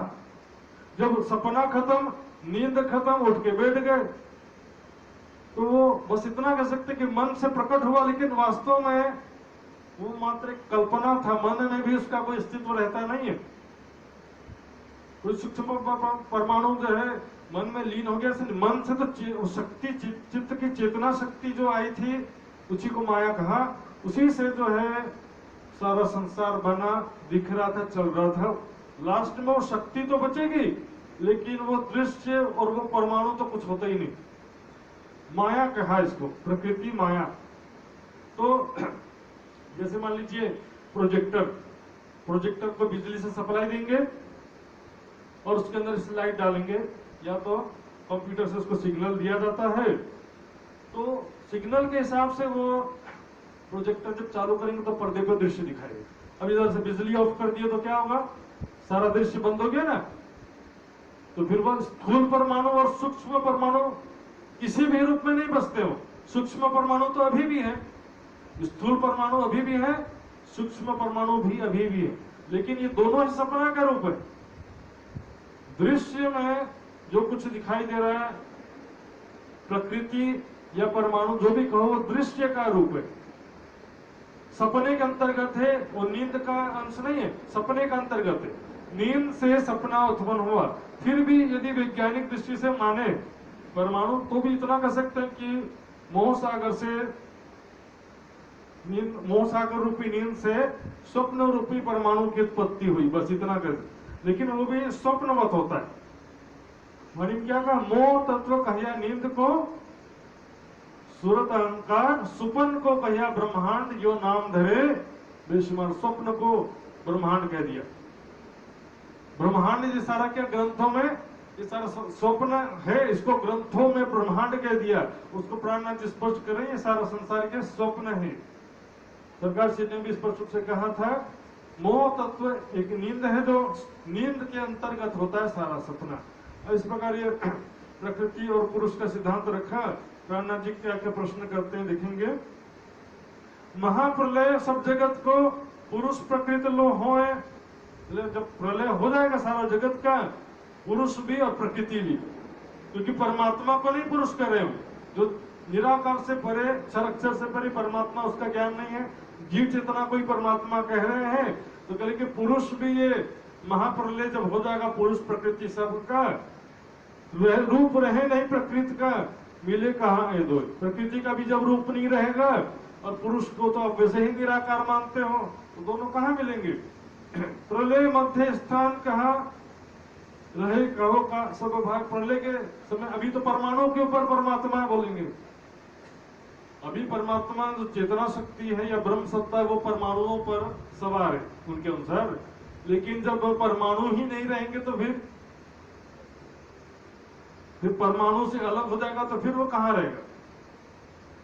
तो ये सिद्धांतिक बातें, माया के अंदर ही सब अपना अनुमान लगा लगा करके नया नया सिद्धांत बनाए। अब देखते हैं न्याय दर्शन में दो चीज हो गया ना, पुरुष, पहले उसने पुरुष एक ही परमात्मा कहा वेदांत दर्शन ने, पतंजलि दर्शन। फिर सांख्य दर्शन ने दो कर दिया कि प्रकृति अलग है और परमात्मा अलग है। फिर परमात्मा क्या था, पिंड में और ब्रह्मांड में।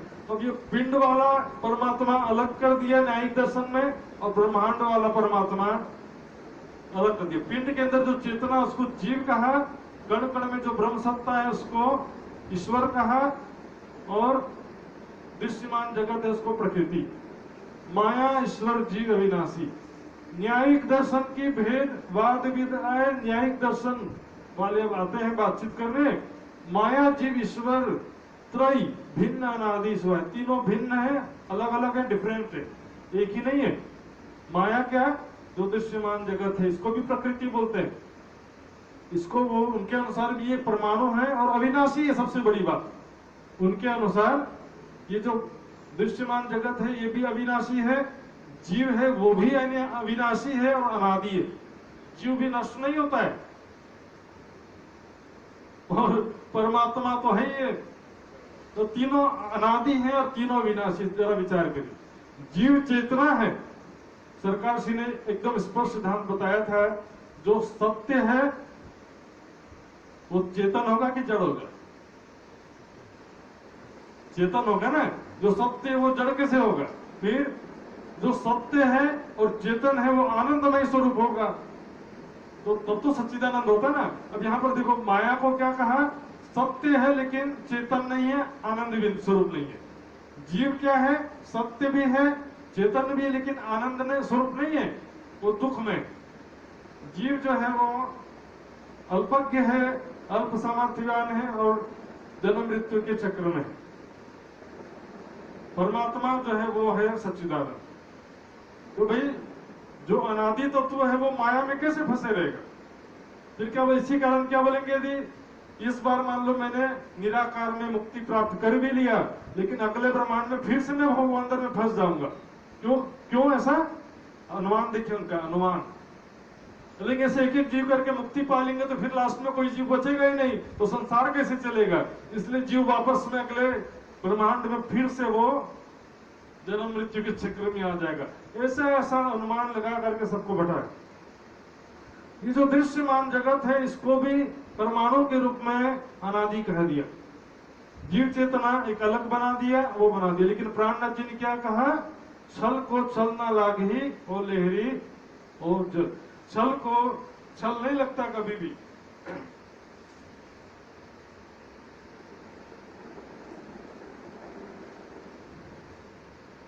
चौपाई लिखेंगे, एक ख्वाबे दम सब नींद लो, दम नींदई के आधार।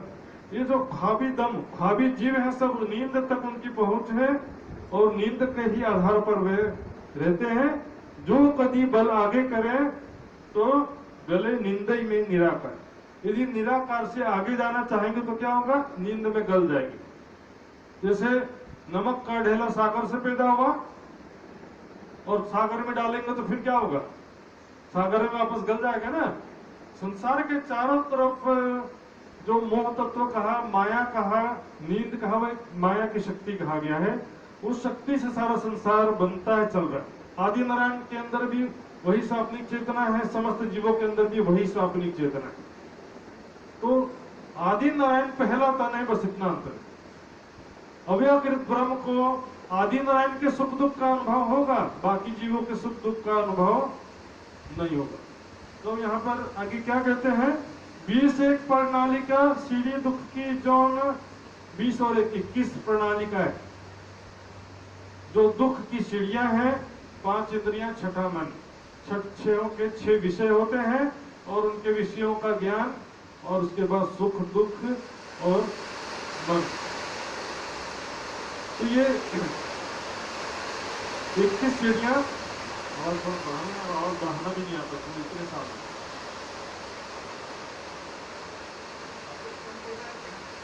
हेलो हेलो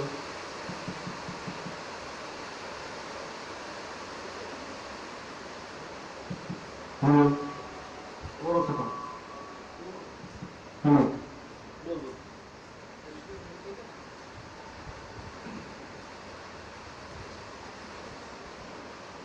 20 एक प्रणाली का सीढ़ी दुख की जो नाश होए तब सुख को प्राप्त होवे। तो जब ये 21 प्रणाली का दुख की जो 21 सीढ़ियां हैं ये नष्ट होंगी तब सुख की प्राप्ति होगी।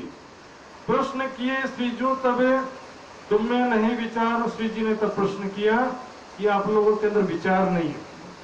आपके हिसाब से जीव भी यहीं पर है, ईश्वर भी इसी संसार में और इसी शरीर में है, और प्रकृति के अंदर, माया के अंदर ही सबको घटा दिया। कुल मिलाकर के दृश्यमान जो माया जगत है इसको सत्य सिद्ध करने में लगे हुए। पर ये सत्य कब तक है, जब तक दिख रहा है। सपना जब तक चल रहा होता है तभी तक वो सत्य लगता है, लेकिन वास्तविकता यह है कि सपना समाप्त होने के बाद उसका नामो निशान मिटता, बसता नहीं है। न सूक्ष्म परमाणु बसते हैं, न स्थूल परमाणु बसते। सपना कौन से परमाणु से बनता बता, सूक्ष्म परमाणु से बनता सपना कि स्थूल परमाणु से बनता है? वो मात्र एक दृश्य प्रपंच कहते हैं। दृश्य जो दिखता तो है लेकिन उसका अस्तित्व होता नहीं। आकाश के फूल के समान दिखता है आकाश में फूल, पर होता क्या है, वो तो एक प्रतिबिंबित होकर के रेनबो दिखाई देता है। खरगोश का सिंह कभी होता है?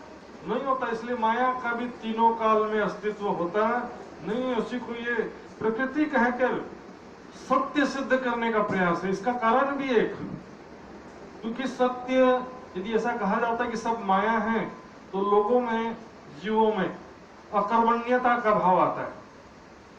सब सपना है तो फिर हम क्यों करें? इसलिए जड़ बुद्धि वाले दुनिया वालों को समझाने के लिए, उनके अंदर कर्मण्यता का भाव लाने के लिए ये सत्य है ऐसा सिद्ध करने के लिए लगे। नहीं तो 350 साल पहले जो भारत में वैदिक मत के रूप में प्रचलित था, संन्यास मत, शंकराचार्य जी कृत, वो वैदिक मत कहलाता था। और उस वैदिक मत में संसार को सपना माना गया है, बंझा के पुत्र के समान, आकाश के फूल के समान, खरगोश के सिंह के समान संसार को मिथ्या माना गया है। और उसके पश्चात आते हैं मीमांसा दर्शनी। मीमांसा दर्शनी अद्वैत, द्वैत और त्रेत तीनों से भिन्न है। इनका सिद्धांत अलग ही प्रकार का है। मीमांसा दर्शनी तब बोले कर्म प्रधान, कर्म प्रधान, कर्म ही परमात्मा है, कर्म ही सब कुछ है। थोड़ा सा कम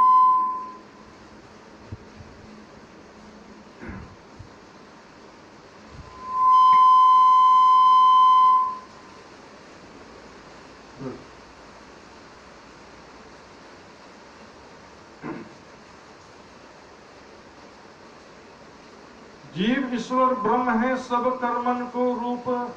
ये सब कर्म से ही हम में से कोई साधारण जीव है और अच्छे कर्म करके हम में से कोई परमात्मा बन जाता है। जैसे कि बौद्ध मत, जैन मत, उसमें क्या है, जैसे महावीर स्वामी ने तपस्या किया तो उसको उनकी मूर्ति बना के रख दी, वही परमात्मा हो गए। गौतम बुद्ध ने तपस्या किया, साधना किया, तो गौतम बुद्ध को ही परमात्मा बना लिया। बुद्धम शरणम गच्छामि। तो भाई जो परमात्मा क्या बना सकता है, बन सकता है कोई? परमात्मा क्या बनता मिटता है? क्या परमात्मा को भी साधना और तपस्या करना पड़ता है कभी?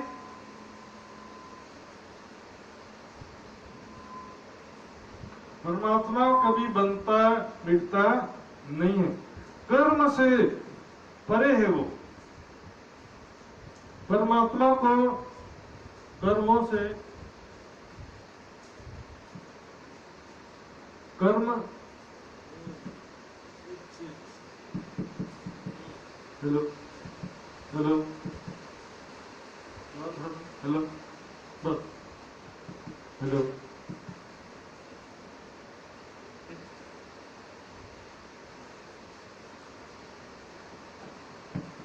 हेलो। जीव ईश्वर ब्रह्म है, सब कर्मन को रूप। जीव, ईश्वर और ब्रह्म तीनों जो है कर्म से ही बनते हैं, कर्म के ही रूप में। कोई अलग से ईश्वर नहीं है, अलग से कोई और परमात्मा नहीं होता है। न देवी देवता परमात्मा है, ना जो लोग बोलते हैं कि अद्वैत है, वो भी कोई परमात्मा नहीं है।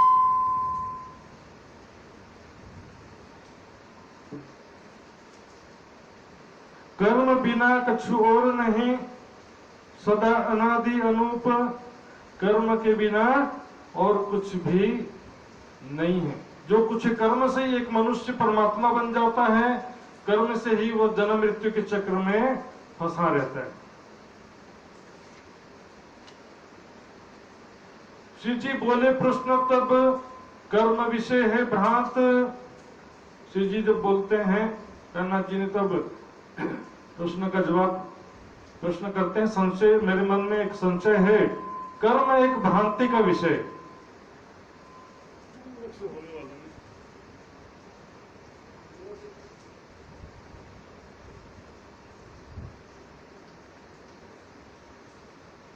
हेलो, हुआ कि नहीं? जरा सा पता नहीं, सारे लोग मैं खाने।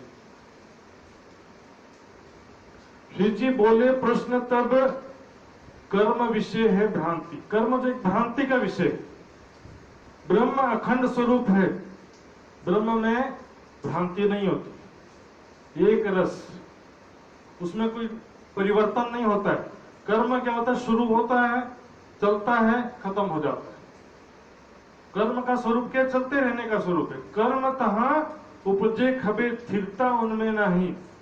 कर्म जहां पर भी है वहां पर बनने मिटने की प्रक्रिया होगा।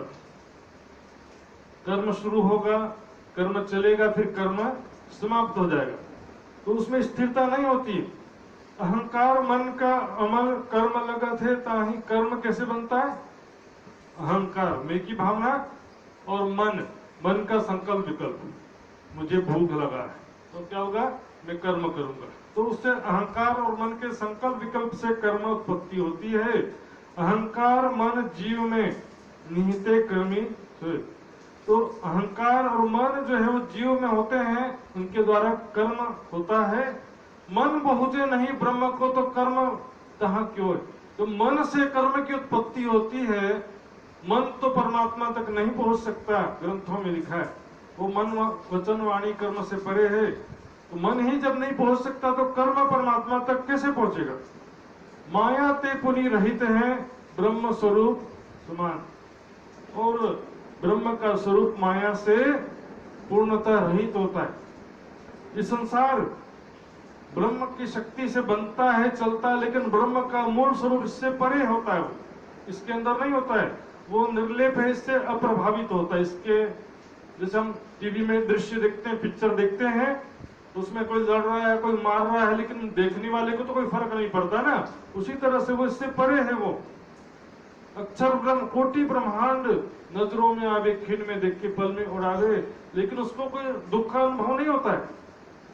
खेल के माध्यम से वो कूटस्थ अक्षर कहा गया, और उससे भी परे जो परमात्मा का स्वरूप है, वो प्रेम का स्वरूप है, वो इससे टोटली डिफरेंस। वहां पर केवल प्रेम ही प्रेम है, आनंद ही आनंद है। इस प्रकार ये मीमांसा दर्शन और वैशेषिक दर्शन बाकी है, वो उनका सिद्धांत भी अलग है। वैशेषिक दर्शन तब बोले सबको मूल काल मत खोले। वैशेषिक दर्शन वाले क्या कहते हैं, हम तो काल ही परमात्मा है। काल समय, काल बोलते हैं ना, काल आ गया इसका, काल चक्र, अंतिम समय। समय एक जो है व्यवहार है, कोई वस्तु नहीं है काल। महाकाल पहुंचा है काल को। काल क्या है, समय को ही काल कह देते। फिर शंकर भगवान, जो कि उनका डिपार्टमेंट है संहार करने का, ब्रह्मा जी का कार्य उत्पत्ति का, विष्णु भगवान का कार्य जगत के पालन करने का, और शंकर भगवान का कार्य है जगत का संहार करना। तो संहार करने का डिपार्टमेंट है, इसलिए महाकाल किसको बोल देते हैं लोग, शंकर भगवान को महाकाल बना देते। पर यहाँ पर शंकर भगवान की बात भी नहीं कह रहे हैं, वैशेषिक दर्शन में शंकर भगवान की बात नहीं है। तो काल क्या है, जब समय के साथ में सारा कार्य होता है, समय से उत्पन्न होते हैं, जगत की रचना होती है, समय के अनुसार इसका संचालन होता है, समय के अनुसार एक समय में इसकी मृत्यु हो जाती है मनुष्य की, और जगत का भी एक समय के बाद लय हो जाता है। काल पाए उपजत है ये ही, काल जो है से ही सब उत्पन्न होते हैं। ख्याल खिलावत सबको, तो सबको वही ख्याल खिलाता रहता है, माया के दृश्य दिखाता रहता है। सबको खाए करत है नासा, ये ही रूप ब्रह्म को वासा। सबको काल एक दिन सबको खा जाता है। ये अलंकारिक कथन है, काल सबको खा लेगा, काल के गाल में समा जाओगे, ये अलंकारिक कथन है। कोई काल का गाल नहीं है, ये काल इसको खा जाएगा ऐसा नहीं। जब प्रलय का समय आएगा तो सारा नष्ट हो जाएगा, इसी को कह दिए कि काल सबको खा लेगा। श्री जो प्रश्न कियो जब तब तिनको, श्री जी उनको प्रश्न करते हैं, वेद वाक्य मत काल को नाश। वेद के अंतर्गत काल का भी नाश का है। काल तीन प्रकार के होते, भूतकाल, वर्तमान काल और भविष्य काल। काल रहित है ब्रह्म प्रकाश। ब्रह्म का प्रकाश जो है, यानी ब्रह्म का जो स्वरूप है वो काल से रहित है। जहां पर ब्रह्म है वहां पर कालातीत कहा गया ब्रह्म का स्वरूप। वहां पर भूत, वर्तमान और भविष्य में अंतर नहीं होता, सब एक रस होता है वहां पर, क्योंकि अंत होता नहीं है और शुरुआत नहीं होता, अनादि है और अनंत है। तो वहां पर काल कहां से रहेगा, जो एक रस स्वरूप है परमात्मा का। कहियो श्रुति स्मृति के माँ है, काल तहां पहुंचत है ना। परमात्मा का जहां धाम है वहां पर काल पहुंच सकता नहीं। वहां पर समय एक ही जैसा रहता है हमेशा। वहां पर कोई बच्चा, जवान और फिर बूढ़ा होकर के मृत्यु को प्राप्त नहीं होता है। वहां पर सदा एक रस स्वरूप है और एक रस वहां का धाम है। काल पाए उपजे सो विन से, उत्पत्त लीन हो सकते। काल से जो बनता है वो पैदा होता है, मिटता है। लेकिन जहां पर ब्रह्म है, ब्रह्म माने उत्पत्ति लय नहीं, ब्रह्म में उत्पत्ति और लय की बात होती नहीं है। होए काल मध्य ब्रह्म सो नहीं, जगत जहां ब्रह्म ही नहीं है जो काल के मध्य हो, जो मृत्यु के अंतर्गत है वो ब्रह्म हो सकता नहीं। ये जगत बनता है फिर एक दिन मिट जाता है, तो ऐसे स्थान पर जहां पर काल हो वहां पर ब्रह्म हो सकता नहीं। ब्रह्म का स्वरूप इन सबसे भिन्न होता है। इस प्रकार 6 दर्शनों से बात हो रही, वैदिक दर्शन और पतंजलि दर्शन, दोनों का सिद्धांत क्या था कि कण कण में और शरीर के अंदर जो है वही परमात्मा है। परमात्मा के सिवा बाकी सब माया है, मिथ्या, और कुछ भी अस्तित्व रहता नहीं। जो प्रकृति और कण कण में परमाणु कहते हैं उसका वो भी माया है, मात्र दिख रहा है, उसका भी कोई अस्तित्व है भी नहीं और रहता भी नहीं। तीनों काल में माया का भी अस्तित्व नहीं है। तो दूसरा हमने देखा सांख्य दर्शन उसमें क्या है कि माया जो कह रहे थे उसको प्रकृति कह दिया। बाकी जो पिंड में और ब्रह्मांड में जो चेतना है, पुरुष तो उसी को कहा, लेकिन प्रकृति किसे कह दिया? माया को प्रकृति का। जो दृश्यमान जगत है ये माया नहीं है, ये प्रकृति परमाणु है, सूक्ष्म परमाणु के रूप में ये भी रहता है, ये भी नष्ट होता है नहीं है। तो माया को उन्होंने सत्य कर दिया। हालांकि यदि देखें यहाँ पर दो नहीं है, माया से ही संसार बना है। ये प्रकृति जिसे कह रहे हैं, परमाणु कह रहे हैं, वो भी माया है। सबके अंदर जीव चेतना है, वो भी माया। सपने के अंदर जो दृश्य बनता है वो भी नींद की शक्ति से बनता है। सपने के अंदर जो जीव दिखाई देते हैं वो भी सब माया से ही, नींद से ही सब चलते हैं। सपने के अंदर मेरा तन है, वो भी मेरे चित्त की चेतना शक्ति से चलेगा। सपने के अंदर बाकी लोगों का तन है, वो भी मेरे ही चित्त की चेतना शक्ति से चलता है। और संपूर्ण संसार के कण कण में भी वही चित्त की चेतना शक्ति व्याप्त रहती है। यही बात अब न्यायिक दर्शन में 3 कर दिया कि पिंड वाली चेतना अलग है, ब्रह्मांड वाली चेतना अलग है। ब्रह्मांड कण कण में परमात्मा है, ब्रह्म सत्ता को ब्रह्म समझ लिया। पिंड में जो चेतना वो जीव चेतना कर दी। लेकिन ये भी मैंने बताया ना, सपने में कण कण में एक ही चित्त की चेतना होती है। सपने में मेरा तन है, उसके अंदर भी मेरे ही चित्त की चेतना है। सपने के अंदर बाकी लोगों का तन है, उसके अंदर भी वही चित्त की चेतना है। सपने लोग के कण कण में भी वही चित्त की चेतना। इसलिए वाणी में कहा, छल को छल न लागी ओ लहरी ओ जल। छल को छल नहीं लगता है, दोनों का एक ही स्वरूप है, ओ लहरी और जल। सागर और उनकी लहरों और पानी के समान एक ही स्वरूप होता है। अब सब मत मार्ग ने मिलके कही श्री जी सो विख्यात, सभी धर्माचार्यों ने, सभी पंथ पिंडों के आचार्यों ने मिलकर के श्री जी से कहता कि हमने तो अपना सारा कह दिया, अब आप भी अपना परिचय दीजिए। अब आप कहो साक्षात, आप कहो कौन शास्त्र में कहा कही है, सो हमें कहो देसा। कौन से शास्त्र में आपका परिचय है या आपका सिद्धांत कहाँ पर लिखा है? नई राह है तुम्हारी, सो कहो हमें भी तो भाग आपकी राह नहीं लगती है। आप कुछ नया सिद्धांत लेकर के आए हैं ऐसा लगता है, तो अपना परिचय दीजिए। तो श्री जी प्राणनाथ जी कहते हैं हमारे बारे में जानना है तो हरिवंश पुराण में देखो। सबसे पहले हरिवंश पुराण का प्रमाण देखा, जहां पर श्लोक आता है, अभाविनो भविष्यन्ति मुन्यो ब्रह्म रूपिण उत्पन्नाय कलयुगे प्रधान पुरुष आश्रया। वो ब्रह्म रूप मुनि जगत में जो कभी भी नहीं हुए हैं वो जगत में होंगे। जब व्यास जी ने राजा जन्मेजय को बताया, तब राजा जन्मेजय कहते हैं कि सृष्टि के प्रारंभ में 4 सनकादिक ऋषि हुए थे, और उससे आज तक के अनेकों ऋषि, बड़े बड़े तपस्वी योगी ऋषि मुनि हो गए संसार में। और आप भी तो एक ऋषि हो व्यास जी, तो क्या आप लोग क्या ब्रह्म रूप नहीं हुए? कहते नहीं, ब्रह्म रूप मुनि हुए नहीं कोई काल, वो कभी भी हुए नहीं है, वो 28वें कलयुग में होंगे। प्रधान पुरुष आश्रय, एक उत्तम पुरुष बिन और देवी देवना ध्याय। उनकी पहचान है प्रधान पुरुष का आश्रय लेकर के चलेंगे। एक परमात्मा के सिवा किसी का न उपासना करेंगे, न किसी का ध्यान करेंगे, न किसी का सहारा लेंगे। अकथ कथा नौतन कहे जग सुन पूजेता है, कथा योगेन तान सर्वान पूजिष्यन्ति मानवा। वो अलग नए प्रकार का ज्ञान लाएंगे जो दुनिया में वो ज्ञान नहीं था। सूक्ष्म रूप से संकेतों में, संक्षिप्त रूप से ग्रंथों में लिखा जरूर था, लेकिन वो जाहिर नहीं हुआ था, दुनिया में प्रकट नहीं हुआ था। अकथ कथा नौतन कहे,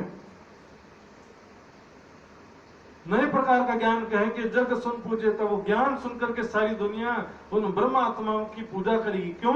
वो ब्रह्म आत्माएं ब्रह्म का ही स्वरूप होती, ब्रह्म सृष्टि है, ब्रह्म समाना।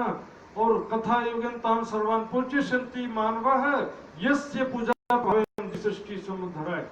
उस पूजा के प्रभाव से, उस ज्ञान के प्रभाव से समस्त जीवों का कल्याण हो जाएगा।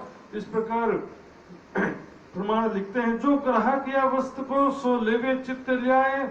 जो सत्य ज्ञान का चाहने वाला है वो ध्यान से सुने। जिसको मतलब ही नहीं है ब्रह्म ज्ञान से, आत्म कल्याण की इच्छा ही नहीं है, जिनको टाइम पास करना तो उनको कोई फायदा होने वाला नहीं। जो ग्राहक ये सही में ये चीज लेना चाहता है उसके लिए। एक बार एक पनिहारी पानी बेच रही थी। कई बार होता ना ट्रेनों में पानी बेचने वाले आते हैं, तो आदमी आया, बोला मुझे प्यास लगी, ये पानी कितने का है? लेकिन तुमको प्यास लगी है कि नहीं लगी? हाँ लगी है। तो फिर कीमत क्या पूछते हो? जो प्यास लगी है तो उसके लिए कोई भी कीमत कम नहीं। केदारनाथ का मालूम होगा, हाँ कोई भी कीमत ज्यादा नहीं। केदारनाथ में पानी की बोतल 100 हजार रुपए में भी बिकी जब बाढ़ आया था। तो ये समय जो है कहते ना, भूख न जाने झूठी भात, प्यास न जाने धोबी घाट, नींद न जाने टूटी खाट। लोग जो है ज्ञान का एक शब्द सुनने के लिए गुरु की सेवा करते करते सारा जीवन बिता दिया। जंगल में तपस्या कर करके सारा जीवन बिता दिया, लेकिन एक शब्द सुनने नहीं मिला। यहाँ वाणी के कारण कई करें तपसन, भूख लगने से सूखा रोटी में भी स्वाद आता है, और एसिडिटी हो रखा है, या तो उल्टा पुल्टा खा खा कर। ब्रह्म ज्ञान की तड़प जिज्ञासा ही नहीं है किसी के अंदर। तो ये ब्रह्म ज्ञान जो है, प्राणनाथ जी कहते जो ग्राहक हो या वस्तु को सो लेवे चित्त ले आए। तब इस प्रकार जब हरिवंश पुराण का प्रमाण देते हैं, सभी आचार्य मिलकर सोचते हैं भाई ये ऐसे नहीं बंधाएगा इनको। जैसे इसने हमसे सारा पूछा था पद्धति, वो सारा हमको भी पूरा पूछना पड़ेगा। पूछिए धाम क्षेत्र संप्रदाय, तब जवाब नहीं आए। तब सारा पूछेंगे तो कहीं ना कहीं 14 लोक के अंदर का बताएंगे, हम भी बोलेंगे कि आपने भी 14 लोक के अंदर का बोला है। तो जिस प्रकार का ना, सब अपने धाम बताया, इष्ट बताया, तीर्थ बताया, सब 14 लोक के अंदर का, वो तो प्रलय में नाश हो जाएगा। उसी प्रकार हम भी पूछते देखते हैं क्या बताते हैं। तो सब ने मिलकर के स्वामी विद संप्रदाय की कहो साख दे सोए, अपने संप्रदाय की पद्धति को साक्षी दे करके बताइए। जो हम सबने अपनी कही क्यों तुम कहो प्रसन्न हो। जिस प्रकार हम सब ने विस्तार से बताया है, उस प्रकार सब मिलके बोलो। करके गर्व बोले सबे, प्रश्न विविध विस्तार, अहंकार से सब बोलने लगे। हाँ ये भी बताओ, ये भी बताओ। कहीं ना कहीं तो फंसेगा, ऐसा मन में पूरा विश्वास है, अहंकार है। शाखा कहो, शिखा कहो अपनी, फिर कहो सूत्र विचार, सब कुछ कहो। शाखा सूत्र शाला वेद जितनी, सेवन अपनो निज कहो, गोत्र इष्ट अरु जाप, साधन मंत्र पूरी कहो, और कहो देवी प्रताप। देवी में कहां से लाएंगे? और यही 14 लोग के अंतर का धीर कोई ना कोई देवी पकड़ेंगे ना, तब इनको हम कहेंगे कि आपका भी तो झूठा है। इस तरह से शाला कहिए क्षेत्र हो, जो सब चीज बताओ करके बोलते हैं। प्राणनाथ जी कहते हैं कृपा दृष्ट बोले तवे, सुनो साध सब कोय। श्री प्राणनाथ जी अपने कृपा दृष्टि से सबके कल्याण के लिए, कोई शास्त्रार्थ का उद्देश्य नहीं है, किसी को हराने का उद्देश्य नहीं है, सबको एक प्राणनाथ अक्षरातीत की पहचान कराना है, ताकि सबकी आत्मा का कल्याण होए। सुनो साध सब कोई, सब ध्यान पूर्वक सुनिए। प्रश्न प्रश्न को उत्तर तुमको दे हम, सो एक एक प्रश्न का उत्तर हम आपको बताते हैं। सतगुरु ब्रह्मानंद है, सतगुरु ब्रह्मानंद। उन्होंने क्या था, लक्ष्मी गुरु उनकी किसी की थी, किसी के शंकर भगवान गुरु थे, किसी के संकादिक ऋषि गुरु थे। सतगुरु ब्रह्मानंद पहले चुपाई से स्पष्ट किया, वाणी में भी कहा सतगुरु मेरे श्याम।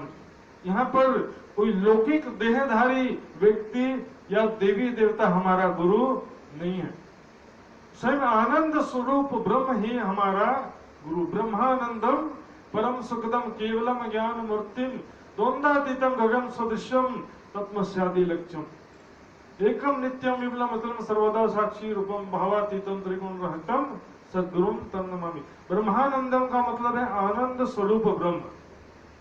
यहाँ पर जो श्लोक के हिसाब से अर्थ करेंगे तो आनंद स्वरूप ब्रह्म होता है। आनंद अंग श्यामा जी की बात नहीं है, ब्रह्म को भी आनंद स्वरूप कहा गया है। तो ब्रह्म जो है आनंद स्वरूप ब्रह्म ही हमारे सदगुरु है। इसी को क्या सदगुरु मेरे श्याम जी। स्वयं परमात्मा ही ज्ञान का प्रकृष्ट स्वरूप है, प्रज्ञानम ब्रह्म। उस परमात्मा ने ही श्यामा जी स्वरूप श्री देवचंद जी को ज्ञान दिया, उसी परमात्मा ने मेरा ठाकुर के तुम में विद्यमान निरवती आत्म को ब्रह्म ज्ञान प्रदान किया। तो मुख्य रूप से सदगुरु कौन है? परमात्मा। यहाँ पर कोई माध्यम से थोड़ा ज्ञान देता है, या जिस तन में परमात्मा अव्यक्त रूप से विराजमान होते हैं उनको भी सदगुरु कहा जाता है। फिर भी वो टेम्परेरी होता है, हमेशा याद रखिए। आवेश स्वरूप परिवर्तित होता रहता है, मूल स्वरूप कभी परिवर्तित होता नहीं है। आवेश स्वरूप की लीला भी ब्रह्म लीला कहलाती है, मूल स्वरूप की लीला भी ब्रह्म लीला कहलाती है। लेकिन मूल स्वरूप की ब्रह्म लीला परिवर्तन रहित होती है, आवेश स्वरूप की लीला बदलती है, तन बदलता है, यहाँ पर सब बदलता रहता है। और लास्ट में मूल स्वरूप में कौन जाता? आवेश जाता है। यहाँ का तन कोई भी परम धाम जा सकता नहीं है। सूत्र है अक्षर रूप। सूत्र जो 3 धागे का सूत्र पहनते हैं, 3 गठान बांधते हैं। 3 धागा कर्म उपासना ज्ञान का प्रतीक है, 3 गठान मातृ ऋण, पितृ ऋण और आचार्य ऋण का प्रतीक है। तो अक्षर की बुद्धि, उसके द्वारा तीनों ऋण उतारा जा सकते हैं, मातृ ऋण भी, पितृ ऋण भी और आचार्य ऋण भी। तो अक्षर की बुद्धि जो है वास्तविक सूत्र है। और वैसे भी दुनिया के नियम के हिसाब से भी देखें तो सन्यासी या सन्यास आश्रम में जाते समय सूत्र निकाल देना पड़ता है। सूत्र जो गृहस्थियों के लिए होता है, जो लौकिक सूत्र धागा पहनते हैं, कान में लगाए रहते हैं ना, वो सन्यासियों के लिए वो त्यक्त है, त्याग करने योग्य कहा जाता है। शिखा सदा इनसे परे, चेतन चित जो अनुशिखा, यहाँ पर जो जटा बांधते हैं ना, यहाँ पर सहस्त्रार चक्र होता है, सहस्त्रार चक्र, तो उसको भी जो है 10वां द्वार कहते हैं।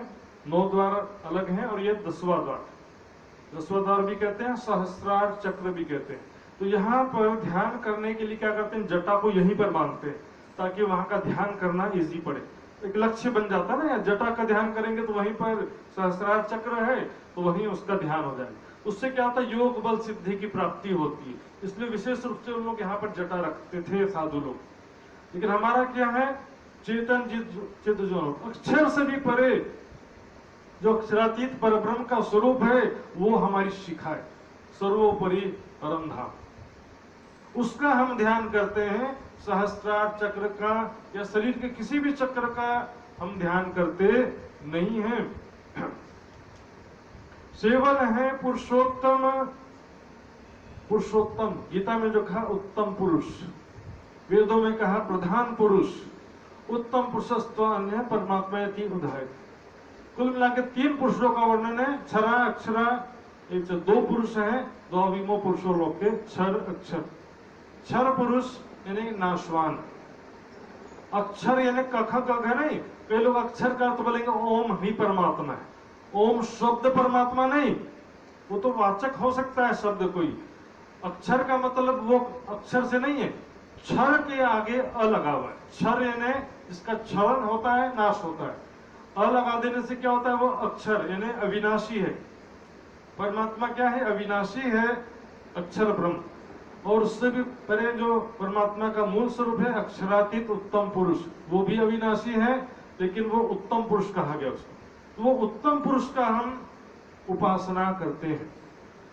आज हमसे कोई पूछेगा कि आप लोग के संप्रदाय में किसको मानते हैं, कोई बोलेगा कि हम कृष्ण को मानते हैं 11 साल बांधे, कोई बोलेगा कि हम प्राणनाथ जी को मानते हैं, कोई बोलेगा कि हम राज जी को मानते हैं। तो ये बताने का तरीका जो है, ये पद्धति में जो कोई भी आपसे पूछता है तो सही तरीका ये है, ताकि उनको समझ में आए। उनके ग्रंथों में, गीता में, भागवत में, वेदों में जो शब्द लिखे हैं, जो नाम लिखा है, उस नाम से उनको समझाना पड़ेगा। उत्तम पुरुष की, परमात्मा की उपासना करते हैं। गोत्र चिदानंदान, गोत्र किसको कहते हैं, जो हमारे परिवार का वंश जहां से शुरू हुआ है। हालांकि उसके पीछे भी तो कोई रहा होगा, सृष्टि का प्रारंभ आदि नारायण से हुआ, तो सारे मनुष्यों का गोत्र तो एक ही हो गया ना। लेकिन अब जाति के हिसाब से कोई कहीं से जिसको मानते हैं, तो जहां से उनका वंश प्रारंभ होता है उसको गोत्र कहते हैं। लेकिन हमारा गोत्र क्या? चिदानंद। राज जी और श्यामा जी, राज श्यामा जी का जो स्वरूप है उसी के अंग रूपा आत्माएं। राज जी के, श्यामा जी के अंग स्वरूप है सभी सुंदर सात आत्माएं। इसलिए हमारा गोत्र क्या है? आत्मिक दृष्टि से हमारा गोत्र है राज श्यामा जी। शरीर तो कहीं से भी शुरू हुआ होगा, आदि नारायण से शुरू होता, उससे कोई फर्क नहीं पड़ता। परम किशोरी इष्ट है। ध्यान से सुन रहे हैं सब लोग, आचार्यगण, कहीं तो फंसे नहीं। सब बोले कि तो पता नहीं कहाँ ऊपर ऊपर जा रहा है, तो हमारे भी ऊपर से जा रहा बोले। सेवन है परम किशोरी इष्ट, परब्रह्म की अर्धांगिनी स्वरूप श्यामा जी, अर्धांगिनी शक्ति श्री श्यामा महारानी, वो हमारी इष्ट है, किशोर स्वरूप वाली। परब्रह्म को भी किशोर स्वरूप कहा गया ग्रंथों में, वेदों में, शास्त्रों, सब जगह किशोर स्वरूप वाला कहा गया। धीरम अजरम युवानम तमे विद्वान न विभाग मृत्युरात्मनम धीरम अजरम युवानम। उस परमात्मा के धीर यानी धैर्यवान, अजर यानी बुढ़ापे से रहित, युवानम नित्य तरुण स्वरूप को जानकर विद्वान पुरुष मृत्यु से डरता नहीं। वेदों का कथन है। पतिव्रता साधन मान, पतिव्रता साधन है हमारा। जिस प्रकार एक पतिव्रता स्त्री, उसका पति विदेश गया हो तो क्या करेगी? वो श्रृंगार करके घूमेगी फिरेगी, अच्छा अच्छा स्वादिष्ट भोजन खाएगी, एंजॉय करेगी। पतिव्रता धर्म क्या कहता है? जिसका पति प्रदेश गया तो हमेशा उसी की याद करते रहे, उसी का स्मरण करते रहे, बिल्कुल सादा जीवन बिताए। पति के बिना खुशी होना पत्नी का पतिव्रता धर्म नहीं है। पर पुरुष के साथ में जाकर के मांगना, यदि पति साड़ी नहीं लाया है तो क्या पर पुरुष से जाकर के साड़ी मांगेंगे? नहीं मांग सकते ना। पति जैसे भी रखे, दरिद्र हो, झगड़ालू हो, लूला लंगड़ा हो, तो भी पतिव्रता धर्म क्या कहता है कि अपने पति के सिवा किसी का चिंतन न करो। इसको गीता में और भागवत में अव्यभिचारिणी भक्ति कहा है, अनन्य भक्ति कहा है। भक्तिया त्वं अनन्या न हम वेदन तपसा न दानेन चर्य, न वेदों से मैं प्राप्त होता हूँ, न तप से, न दान से, न यज्ञ से। भक्तिया त्वं अनन्या लभ्य हमें विधो अर्जुन, अनन्य भक्ति से मैं प्राप्त होता हूँ।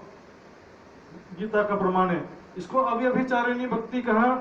गीता में भी आगे दूसरी जगह 7वें अध्याय में लिखा है कि संसारिक कामनाओं से युक्त अल्प बुद्धि वाले मनुष्य विभिन्न देवी देवताओं की पूजा करते रहते हैं। उन मंद बुद्धि वालों की इच्छा पूर्ण हो जाए तो भी इच्छा तो नाशवान है। तो एक परमात्मा की उपासना करना पतिव्रता साधन हमारा साधन। किसी देवी देवता से कोई दुश्मनी नहीं है, किसी का निंदा अपमान करना हमारा उद्देश्य नहीं है, लेकिन हमारा बस साधन है पतिव्रता साधन। एक साधे सब सधे, सब साधे सब जाए, जो तो सींचे मूल को फूले फले। जड़ में पानी देंगे, डाली डाली पत्ते पत्ते सब जगह पानी पहुंच जाएगा। युगल किशोर को जाप है, मंत्र तारतम से युगल किशोर का जाप। देखिए जाप और मंत्र डिफरेंस होता है। मंत्र ही भी जपा जाता है, लेकिन जाप करने के लिए मंत्र नहीं होता। वास्तव में जाप का उद्देश्य होता है कि जिसका नाम लेता हूं उसका स्मरण हो। जैसे कि मान लीजिए मेरे पास फोन आया, फोन में बोला कि मैंने पूछा कौन बोल रहे हो? मैं बोला मल्होत्रा जी बोल रहा हूँ। यदि मैं जानता हूँगा तो मेरे दिमाग में उनका चित्र आ जाएगा तुरंत। और यदि मैं उनको नहीं जानता हूँगा तो क्या होगा? पता नहीं कौन बोल रहा है, दिमाग में अंधेरा, पता नहीं, चित्र नहीं आएगा, कोई भी नहीं जानता हूं तो क्या होता है? नाम से उसका स्वरूप सामने आ जाता। मैंने कहा राम, तो आपके दिमाग में दशरथ के पुत्र राम का चित्र आया। मैं कहूंगा कृष्ण, तो आपके दिमाग में ब्रजरास में लीला करने वाले कृष्ण का चित्र आएगा कि नहीं? दिमाग में एक भावना आ जाती है कि नहीं आ जाती? उसी प्रकार युगल किशोर को जाप श्री राज श्यामा जी कहेंगे तो मूल स्वरूप का स्मरण हो जाएगा। तुरंत मूल स्वरूप का स्मरण होता है, इसलिए राज श्यामा जी का जाप, युगल किशोर को जाप है।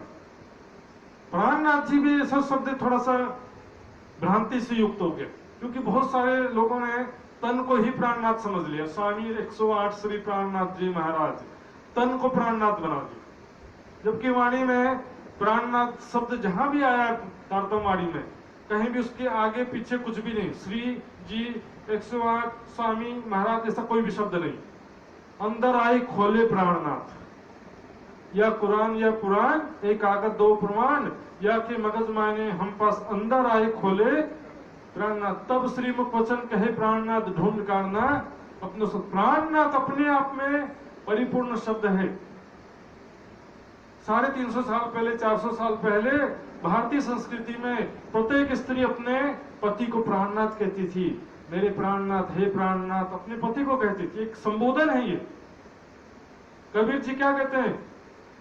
मेरी तो दुविधा मिटी, मैं तो भया सनाथ, मुझको तो सदगुरु मिले प्राणनाथ के नाथ। वो बताओ, प्राणनाथ के भी नाथ, क्योंकि वो कबीर जी अक्षर की पंचमासना में से है। उनका नाथ कौन है? अक्षर ब्रह्म, उनके भी नाथ ये प्राणनाथ कोई नाम नहीं है, संबोधन है। जब तक कृष्ण के तन में थे उनको भी प्राणनाथ कहा गया, जब देवचंद जी के तन में आए उनको भी प्राणनाथ कहा गया, रासलीला में भी प्राणनाथ कहा गया, मेहराज ठाकुर के तन में भी प्राणनाथ कहा गया। अंतर क्या था कि मेहराज ठाकुर के तन से जाहिर हुए, इसलिए इनका ज्यादा प्रचलित हो गया।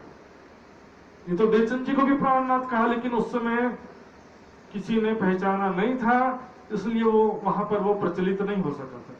इसलिए दो लाइन में क्या डिफरेंस दिखे? मैं कहता हूं प्राणनाथ ही अक्षरातीत है, और मैं कहता हूं अक्षरातीत ही प्राणनाथ है। दोनों में क्या डिफरेंस है बताइए? अक्षरातीत ही प्राणनाथ है, मूल स्वरूप की तरफ जा रहा संकेत है, और प्राणनाथ ही अक्षरातीत है, मेरा ठाकुर के तन के तरफ जा रहा है।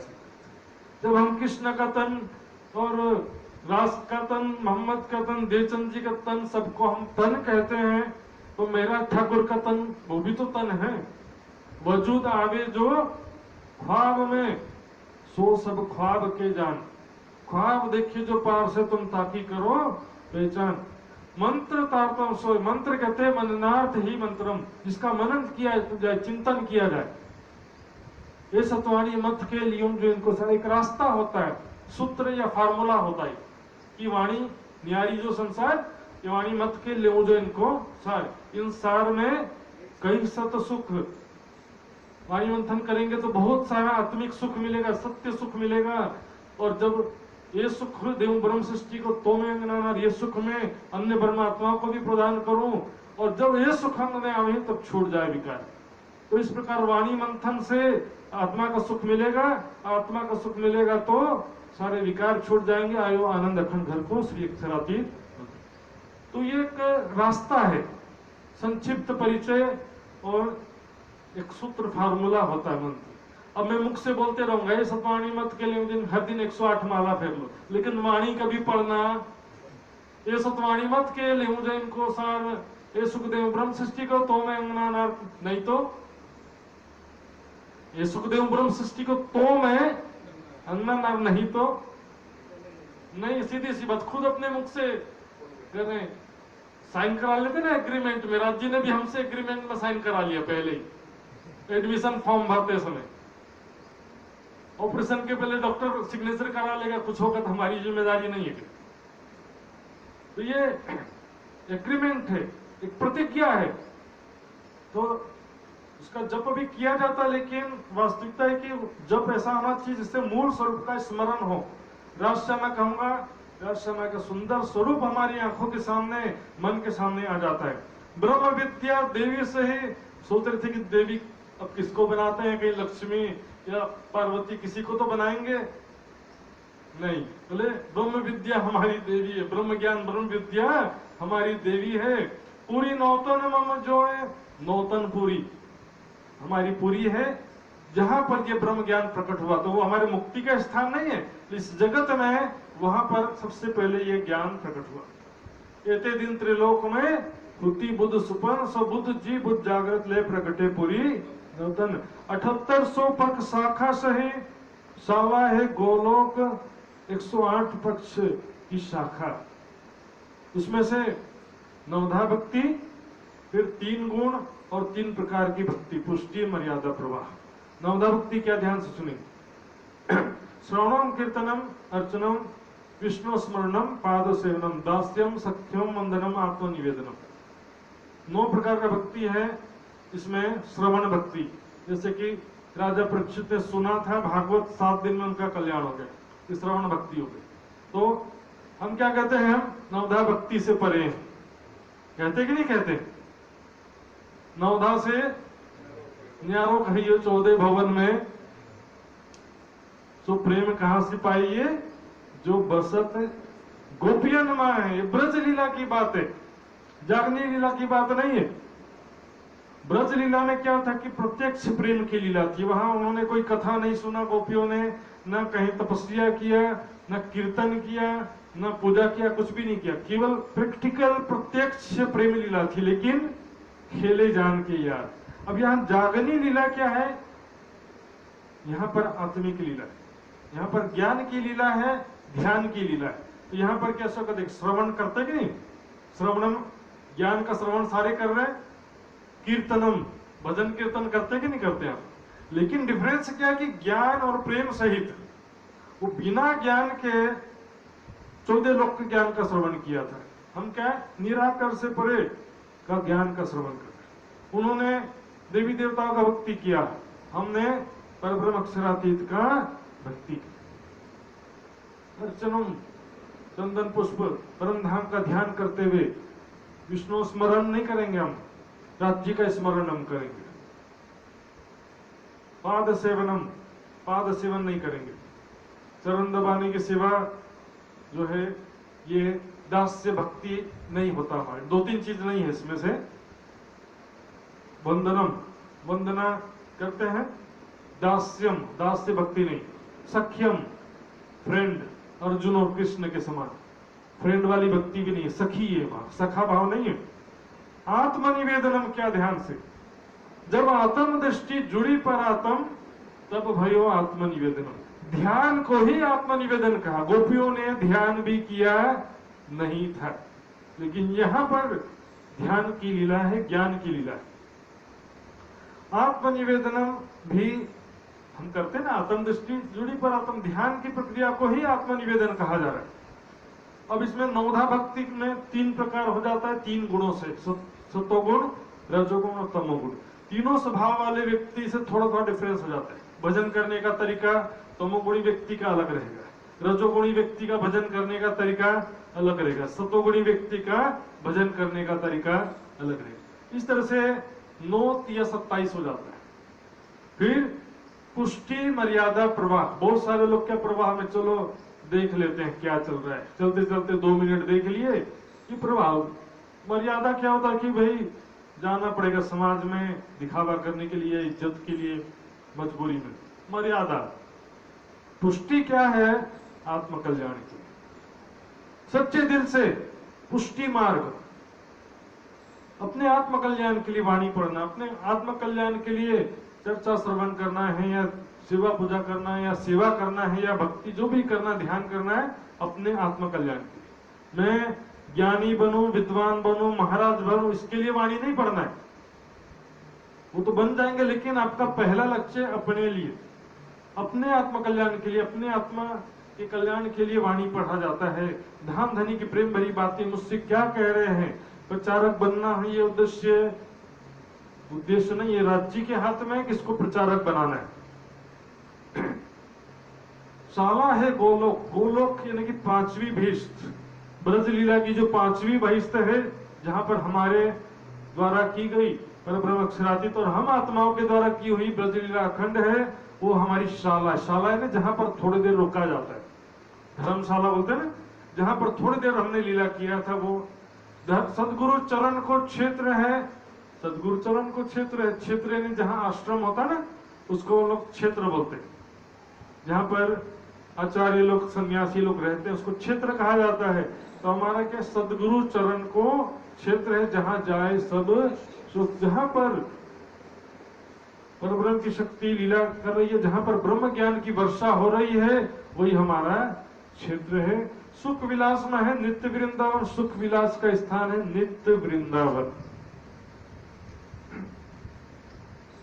नित्य वृंदावन कहां पर, ध्यान दीजिए, निमानुज वाले क्या कहते थे, सुख विलास वृंदावन कहते थे, इसी वृंदावन को सुख विलास कहते थे। इसने यहां क्या कहा, नित्य वृंदावन, चौथी बहिष्ठ, वो हमारा सुख विलास का स्थान, वहां पर हमने आनंद की लीला की थी, लेकिन वहां पर विरह की भी लीला हुई थी।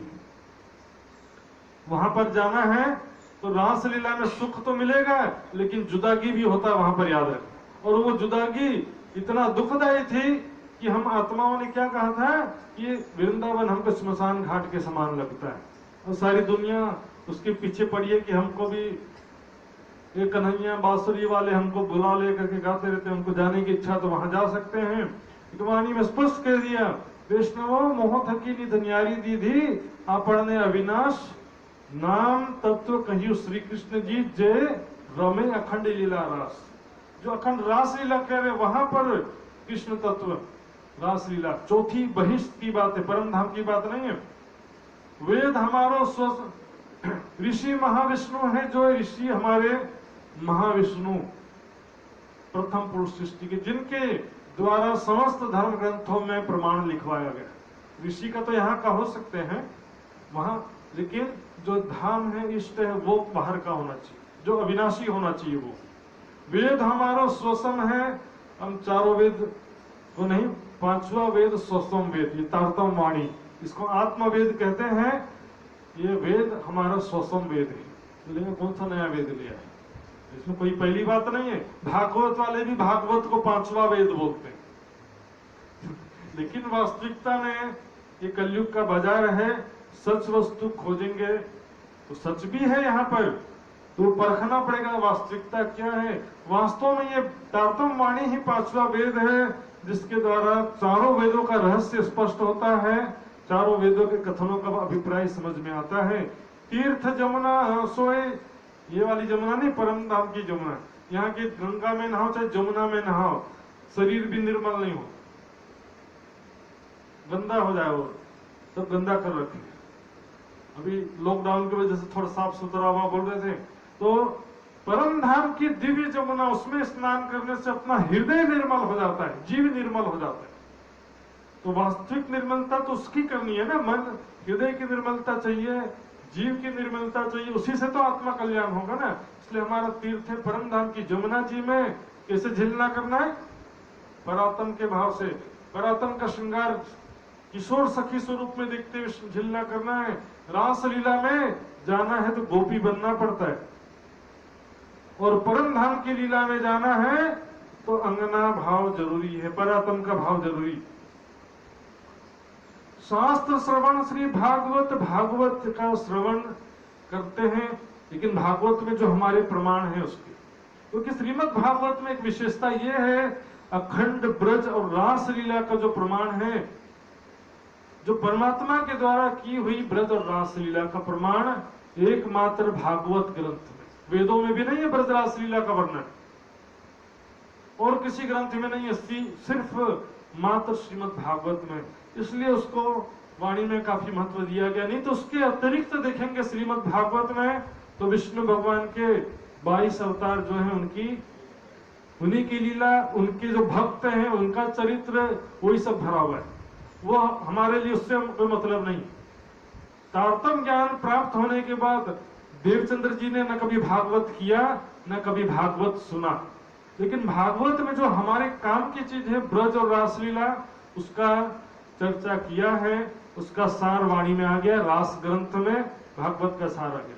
तो बस इतना है, भागवत श्रवण है, बोलेंगे चलो भागवत सुनो, तो फिर तारतम वाणी कौन सुनो। तो आगे क्या कहते हैं, बुद्ध जागृत को ज्ञान, जागृत बुद्धि का तारतम ज्ञान, ये हमारा वास्तविक ज्ञान है। भागवत जागृत बुद्धि का नहीं है, क्योंकि ये तो पहले से है। एते दिन त्रिलोक में होती बुद्ध सुपन, देवचंद जी के प्रकटन से पहले, ब्रह्मात्माओं के प्रकटन के पहले जो भी ग्रंथ है सब उसमें सपने की बुद्धि। कुल मूल हमारो आनंद है, हमारे कुल का मूल आनंद है, यानी कि हम आनंद स्वरूप वाले हैं। सभी आत्माएं, परमात्माएं क्या है, आनंद स्वरूप। परम धाम के मूल स्वरूप उनके आनंद स्वरूप है, श्यामा जी के अंग है। फल नित्य विहार प्रमाण, और निजानंद संप्रदाय का फल है परम धाम के लीलाओं में, प्रेम और आनंदमयी लीलाओं में नित्य विहार करना। श्री कुलजम स्वरूप ग्रंथ को जो करही नित्य पाठ अहिनिश युगल स्वरूप सो खेले सातों घाट। सातों घाट में ध्यान के द्वारा रमण करते हैं। वाणी पढ़ते पढ़ते हमारी सुरता परमधाम पहुंच जाती है, हमको परमधाम का अनुभव होने लगता है। दिव्य ब्रह्मपुर धाम है, घर अक्षरातीत निवास है, और दिव्य ब्रह्मपुर धाम जो अक्षरातीत परमात्मा का निवास है, वही आत्माओं का भी निवास है, वही हमारा धाम है, जिसके विषय में उपनिषद में क्या कहा है? यह सर्वज्ञ सर्वविद्य शेष महिमा भूमि। संसार में वो सर्वज्ञ परमात्मा अपनी महिमा से व्याप्त है, सत्ता से व्याप्त है संसार में। और दिव्य ब्रह्मपुरे यश व्योमनी आत्मा प्रतिष्ठित है, दिव्य ब्रह्मपुर में वो अपने आत्म स्वरूप से प्रतिष्ठित है। निजानंद है संप्रदाय, निजानंद हमारे संप्रदाय का नाम है। इसका प्रमाण जो माहेश्वर तंत्र में भी है और रामायण बाल कांड में भी। नेति नेति जे ही वेद निरूपा निजानंद निरूपाधि रूपा। शंभु विरंची विष्णु भगवान उपजही जासु वंशते। परमात्मा के शक्ति मात्र से असंख्यो ब्रह्मा विष्णु महेश उत्पन्न होते हैं। इसको वेदों ने नेति नेति कह दिया परमात्मा के विषय में, यहाँ नहीं है, ऐसा नहीं है। वो निजानंद निरूपाधि रूप, निजानंद की उपाधि से युक्त है। निज आनंद, हमारे आत्मा का अपना आनंद जो हम भूल गए हैं, उसको यहाँ पर निजानंद संप्रदाय के ज्ञान के रूप में प्रकट हुआ है। वो ये उत्तर प्रश्न प्रकाश, ये आपके उत्तर का प्रश्नों का उत्तर है। श्री देवचंद जी निजानंद जिन प्रकट कई संप्रदाय, श्री देवचंद जी निजानंद स्वामी हैं, जिनके तन के माध्यम से ये संप्रदाय, ये ज्ञान जगत में प्रकट हुआ है। तिनते हम ये लकी हैं, उनसे हमने ये ज्ञान प्राप्त किया है। द्वार पावे अब तक, उसके द्वारा सभी मानव मात्र जो है परमात्मा का मार्ग प्राप्त कर लेंगे। या महाद चर्चा बहुत भई मेला में जान, इस तरह से बहुत ज्ञान चर्चा बहुत विस्तार से हुई है, कई दिनों तक होती रही। तहा पैतीसा के बरस में भय निशान धूम्रकेत, वहां पर ग्रंथों में क्या लिखा था? भविष्य दीपिका में आता 10 सहस्त्र वर्षाणी पंच सूर्येन्दु पर्वणी। 10 सहस्त्र वर्षाणी, एक 5 ग्रहण पड़ने से 10 सहस्त्र वर्ष का नुकसान हो जाए। कली 6 भविष्यति 7 तारीख स्वग्रही। पापों के कारण क्या होता है कि 5 ग्रहण पड़ने से 10,000 वर्ष की आयु घट जाती है। 10 सहस्त्र वर्षानी पंच सूर्येन्दु पर्वणी कली 6 भविष्यति। और उस समय क्या होगा? 7 तारीख स्वगृह, 7 तारा, धूम्रकेतु तारा स्वच्छंद विचरण करेगा, दिखाई देगा। तो वहां पर धूम्रकेतु का निशान भी दिखाई दिया। खय भाई 1 मास की, और उस साल में 1 मास कम होगा। हम देखते हैं हिंदू तिथि में अधिक मास ज्यादा होता है, कई साल में 13 महीने होते हैं, एक ही महीना डबल हो जाता है, इसको बोलते हैं अधिक मास होना। और न्यून मास, 1 मास कम होना बहुत ही विरला होता है, नहीं के बराबर। 12 में से 11 महीने भी होता, कभी बहुत कम होता। तो उस साल में 1 मास कम भी हुआ था। इन समय जगत भाइयों अचेत, उस समय सारी दुनिया अज्ञानता में सो रही थी। श्री प्राणनाथ जी हरिद्वार कुंभ मेला में जाते हैं और अपनी पहचान जाहिर करते हैं। जीती फौज सिरे संसार की, इस तरह से संसार के जो शिरोमणि आचार्य थे, धर्माचार्य विद्वान, वहां पर जाकर के ज्ञान का विजय प्राप्त किया। कोई शारीरिक लड़ाई नहीं, मान प्रतिष्ठा की लड़ाई नहीं है, सत्य ज्ञान की विजय। अपन जो बोलते हैं ना प्राणनाथ प्यारे की जय, तो ये जय किसकी है? सत्य ज्ञान की जय। तहां तमाशा देख के फेर के कियो विचार। अब यहाँ पर जैसे मान्यता, वहां पर सभी धर्माचार्यों ने स्वीकार तो क्यों किया? स्वीकार तो किया, लेकिन क्यों किया? जवाब नहीं आया। क्या जवाब दें? जवाब नहीं आने की वजह से वो स्वीकार करना पड़ा उनको, लेकिन दिल से उनको अच्छा लगा नहीं। इसलिए तो इतने सारे धर्माचार्य प्राणनाथ जी के चरणों में, और हृदय सत्य होता तो सारे भारत में प्राणनाथ जी को जाहिर कर देते, बुद्ध निष्कलंक स्वरूप को जाहिर कर सकते थे। लेकिन यहाँ पर भावनात्मक रूप से प्रकरण यहाँ के लिए अवतरित हुआ है विजयाभिनंद बुद्ध की आरती प्रेम मगन है उतारती, सखिया अपिया परवारती, भाई ने नहीं रे न खंडो आरती। भावनात्मक रूप से कहा गया है, लेकिन वास्तविक रूप से वो आरती होगी 7वें दिन की लीला में। सब सारी दुनिया एक प्राणनाथ जी की पहचान कर लेगी, अक्षरातीत की पहचान कर लेगी, और वो आरती दिया वाली आरती नहीं, वो मानसिक रूप से भावनात्मक आरती होगी वो। फिर श्री राज आए दिल्ली, आए मिले सब साथ, वापस दिल्ली आ जाते। हरिद्वार से जो भी पुरुष सुंदर साथ गए थे, महिला सुंदर साथ, और बच्चों को, बाईजूराज जी को, सबको दिल्ली में ही छोड़ रखा था, वहां पर वापस फिर से आते हैं। औरंगजेब को जो संदेश देने का अभियान शुरू किया था, बीच में थोड़ा सा ये हरिद्वार का प्रसंग आ गया, और वापस फिर से औरंगजेब को ब्रह्म ज्ञान का संदेश देने का प्रयास शुरू करेंगे। तो वो प्रसंग हम कल सुनेंगे, किस प्रकार एक हिंदू राजा या हिंदू महात्माओं को ज्ञान का संदेश देने में जब इतनी परेशानी आती है, तो सोचो जरा एक मुगल शासक जो कि हिंदू विरोधी है, उसको संदेश देने में कितना कष्ट आया होगा। वो सारा प्रसंग कल सुनेंगे। बोलो श्री प्राणनाथ प्यारे की। चौपाई दोहराएंगे। दाऊद पांडे की हवेली में साथ को छोड़े जब, हरिद्वार से होए के आए के मिले तब, आए के मिले तब, आए के मिले तब। बोलो श्री प्राणनाथ प्यारे की जय, सदगुरु महाराज की जय, सर्व सुंदर साथ की जय।